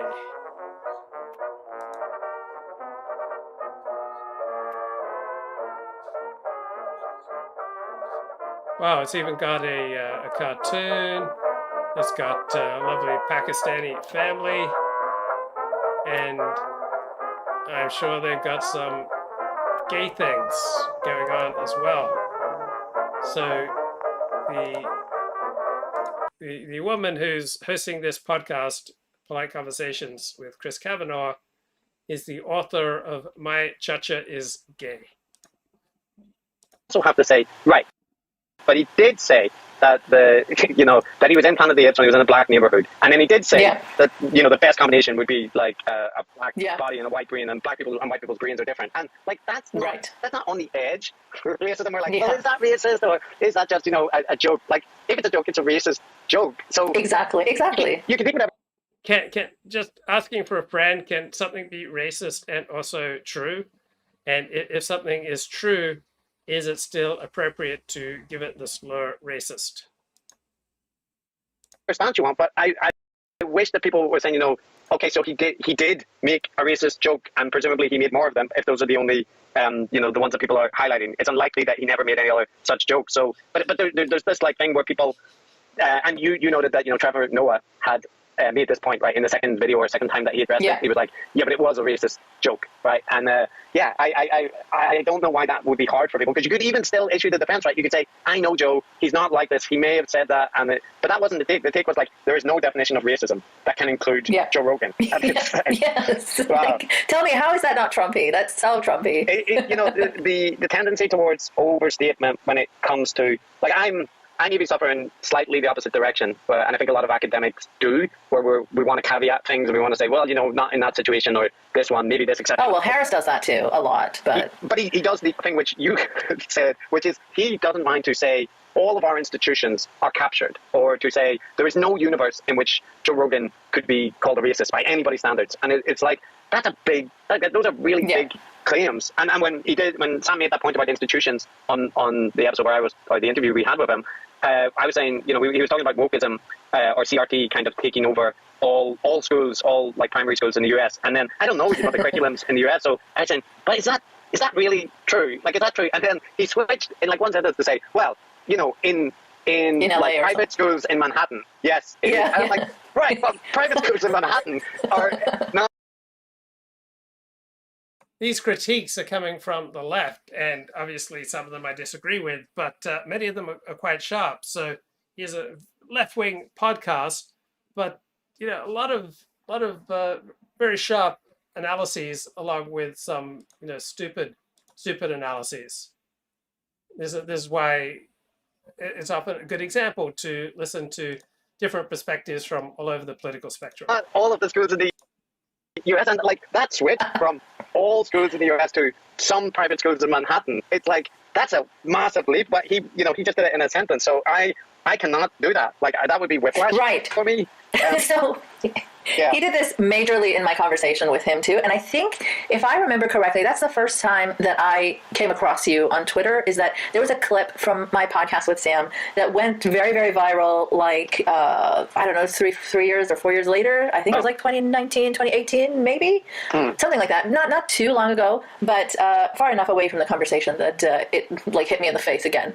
So this was a point that I was bringing up to him, that I thought was like a slam dunk, like he's going to see my point, because, you know, I used to be at a point similar to where you are, like trying to be charitable and nicer and like having hope that it is just out of ignorance, that he doesn't know these things. And so if I just provide him with the information, he's going to understand, hopefully. And so there was this one point where I was like, okay, so Anne-Marie Waters, right? She's so racist, Sam, that she thinks if you aren't anti-immigration, you are pro the rape of white women. Oh, yeah. That's something that she said to me and Mariam Namazi, I believe. And I thought, oh, yeah, Sam's going to be like, oh, wow, that is, whoa. Yeah. You know, instead, he said, yeah, but she's right. And even in that moment, I was like stunned into silence. So like you can hear that there's just a little like, what? Yeah. For me. I remember that part in the interview where you kind of gasped and laughed and saying, what? Yeah. Like, and I will say that as I said. Yeah, if you are for the importation of demographic groups that commit disproportionate amount of crime, such as rape, then you are essentially trending towards, in effect, pro-rape. Even if you're not literally pro-rape, the effect of what you support is pro-rape. So it's pro-rape for all sorts of different groups who would then be negatively affected by the importing of rape gangs. So I don't think that Sam Harris was making a completely ridiculous point here, or Anne-Marie Water. I actually had a similar anticipation that, you know, Sam might take the opportunity discussing with someone that's critical of him, but that has, you know, like sympathy for Matt and I myself, like the co-host on Decoding the Gurus, we're pretty open that we're center-left people. We're not progressive, and like that puts us closer theoretically. I haven't noticed. Yeah, I know. It's of course it's there is a thing where sometimes people present it as if, you know, have you noticed that Chris is, you know, like a center left or neoliberal shill, and I'm kind of like, yeah, I did say that repeatedly. I'm not hiding where how moderate my politics are, but that definitely puts me, We'll talk about that, but let's finish this. Sure. I definitely want to talk about that a bit more, but yeah, go on. So that puts me, regardless of whether you think I'm a centre-left neoliberal shill or a secret neocon, but in either case, I'm closer to sound politics, right, than somebody that's on the progressive end, and so it could be the case that he could have used the discussion to moderate positions and kind of say, walk back like some of the more extreme claims and kind of acknowledge, for example, that you were correct in your assessment and he got things wrong, and he didn't. And I will say I was surprised that was the way it went down. I guess you wouldn't have been surprised, but I expected in the same respect that, when you highlight some inconsistencies or some takes which now seem extreme, and even at the time were, the demographic projections or the thing about civil war in France, but there are very few points in the conversation I had with Sam where he concedes anything, except at the beginning where he's talking about the meditation app, and when I think it was good that he acknowledged that his interpersonal relationships bias his charity towards people, right? Even though he refused to extend that might make him sympathetic to to a certain category of people because your friendships are not randomly distributed. But that's a very low bar. Again, he was only saying that if he knows someone personally, he'll just be like nicer to them or hesitate more in calling them out. That's right. Which is like not. But he did say this was before the conversation went a bit more south and became hostile. He did acknowledge that, like with Majid, it's the case that he doesn't want the look. Right, like so that was admitting willful ignorance because he must know what he'll see if he looks at Majid's timeline, right. And I can understand that. On a human level, I completely get that. But on the level of you're a public intellectual with a platform and your argument has always been, ruthless truth telling and willingness to, intellectual honesty. Yeah, correcting yourself when you're wrong. Exactly. So yeah, that was just that was at the beginning of the conversation, but there wasn't really any other walking down of points apart from that. Okay, I think I will call it quits right there for today. Talk to you later. Bye-bye.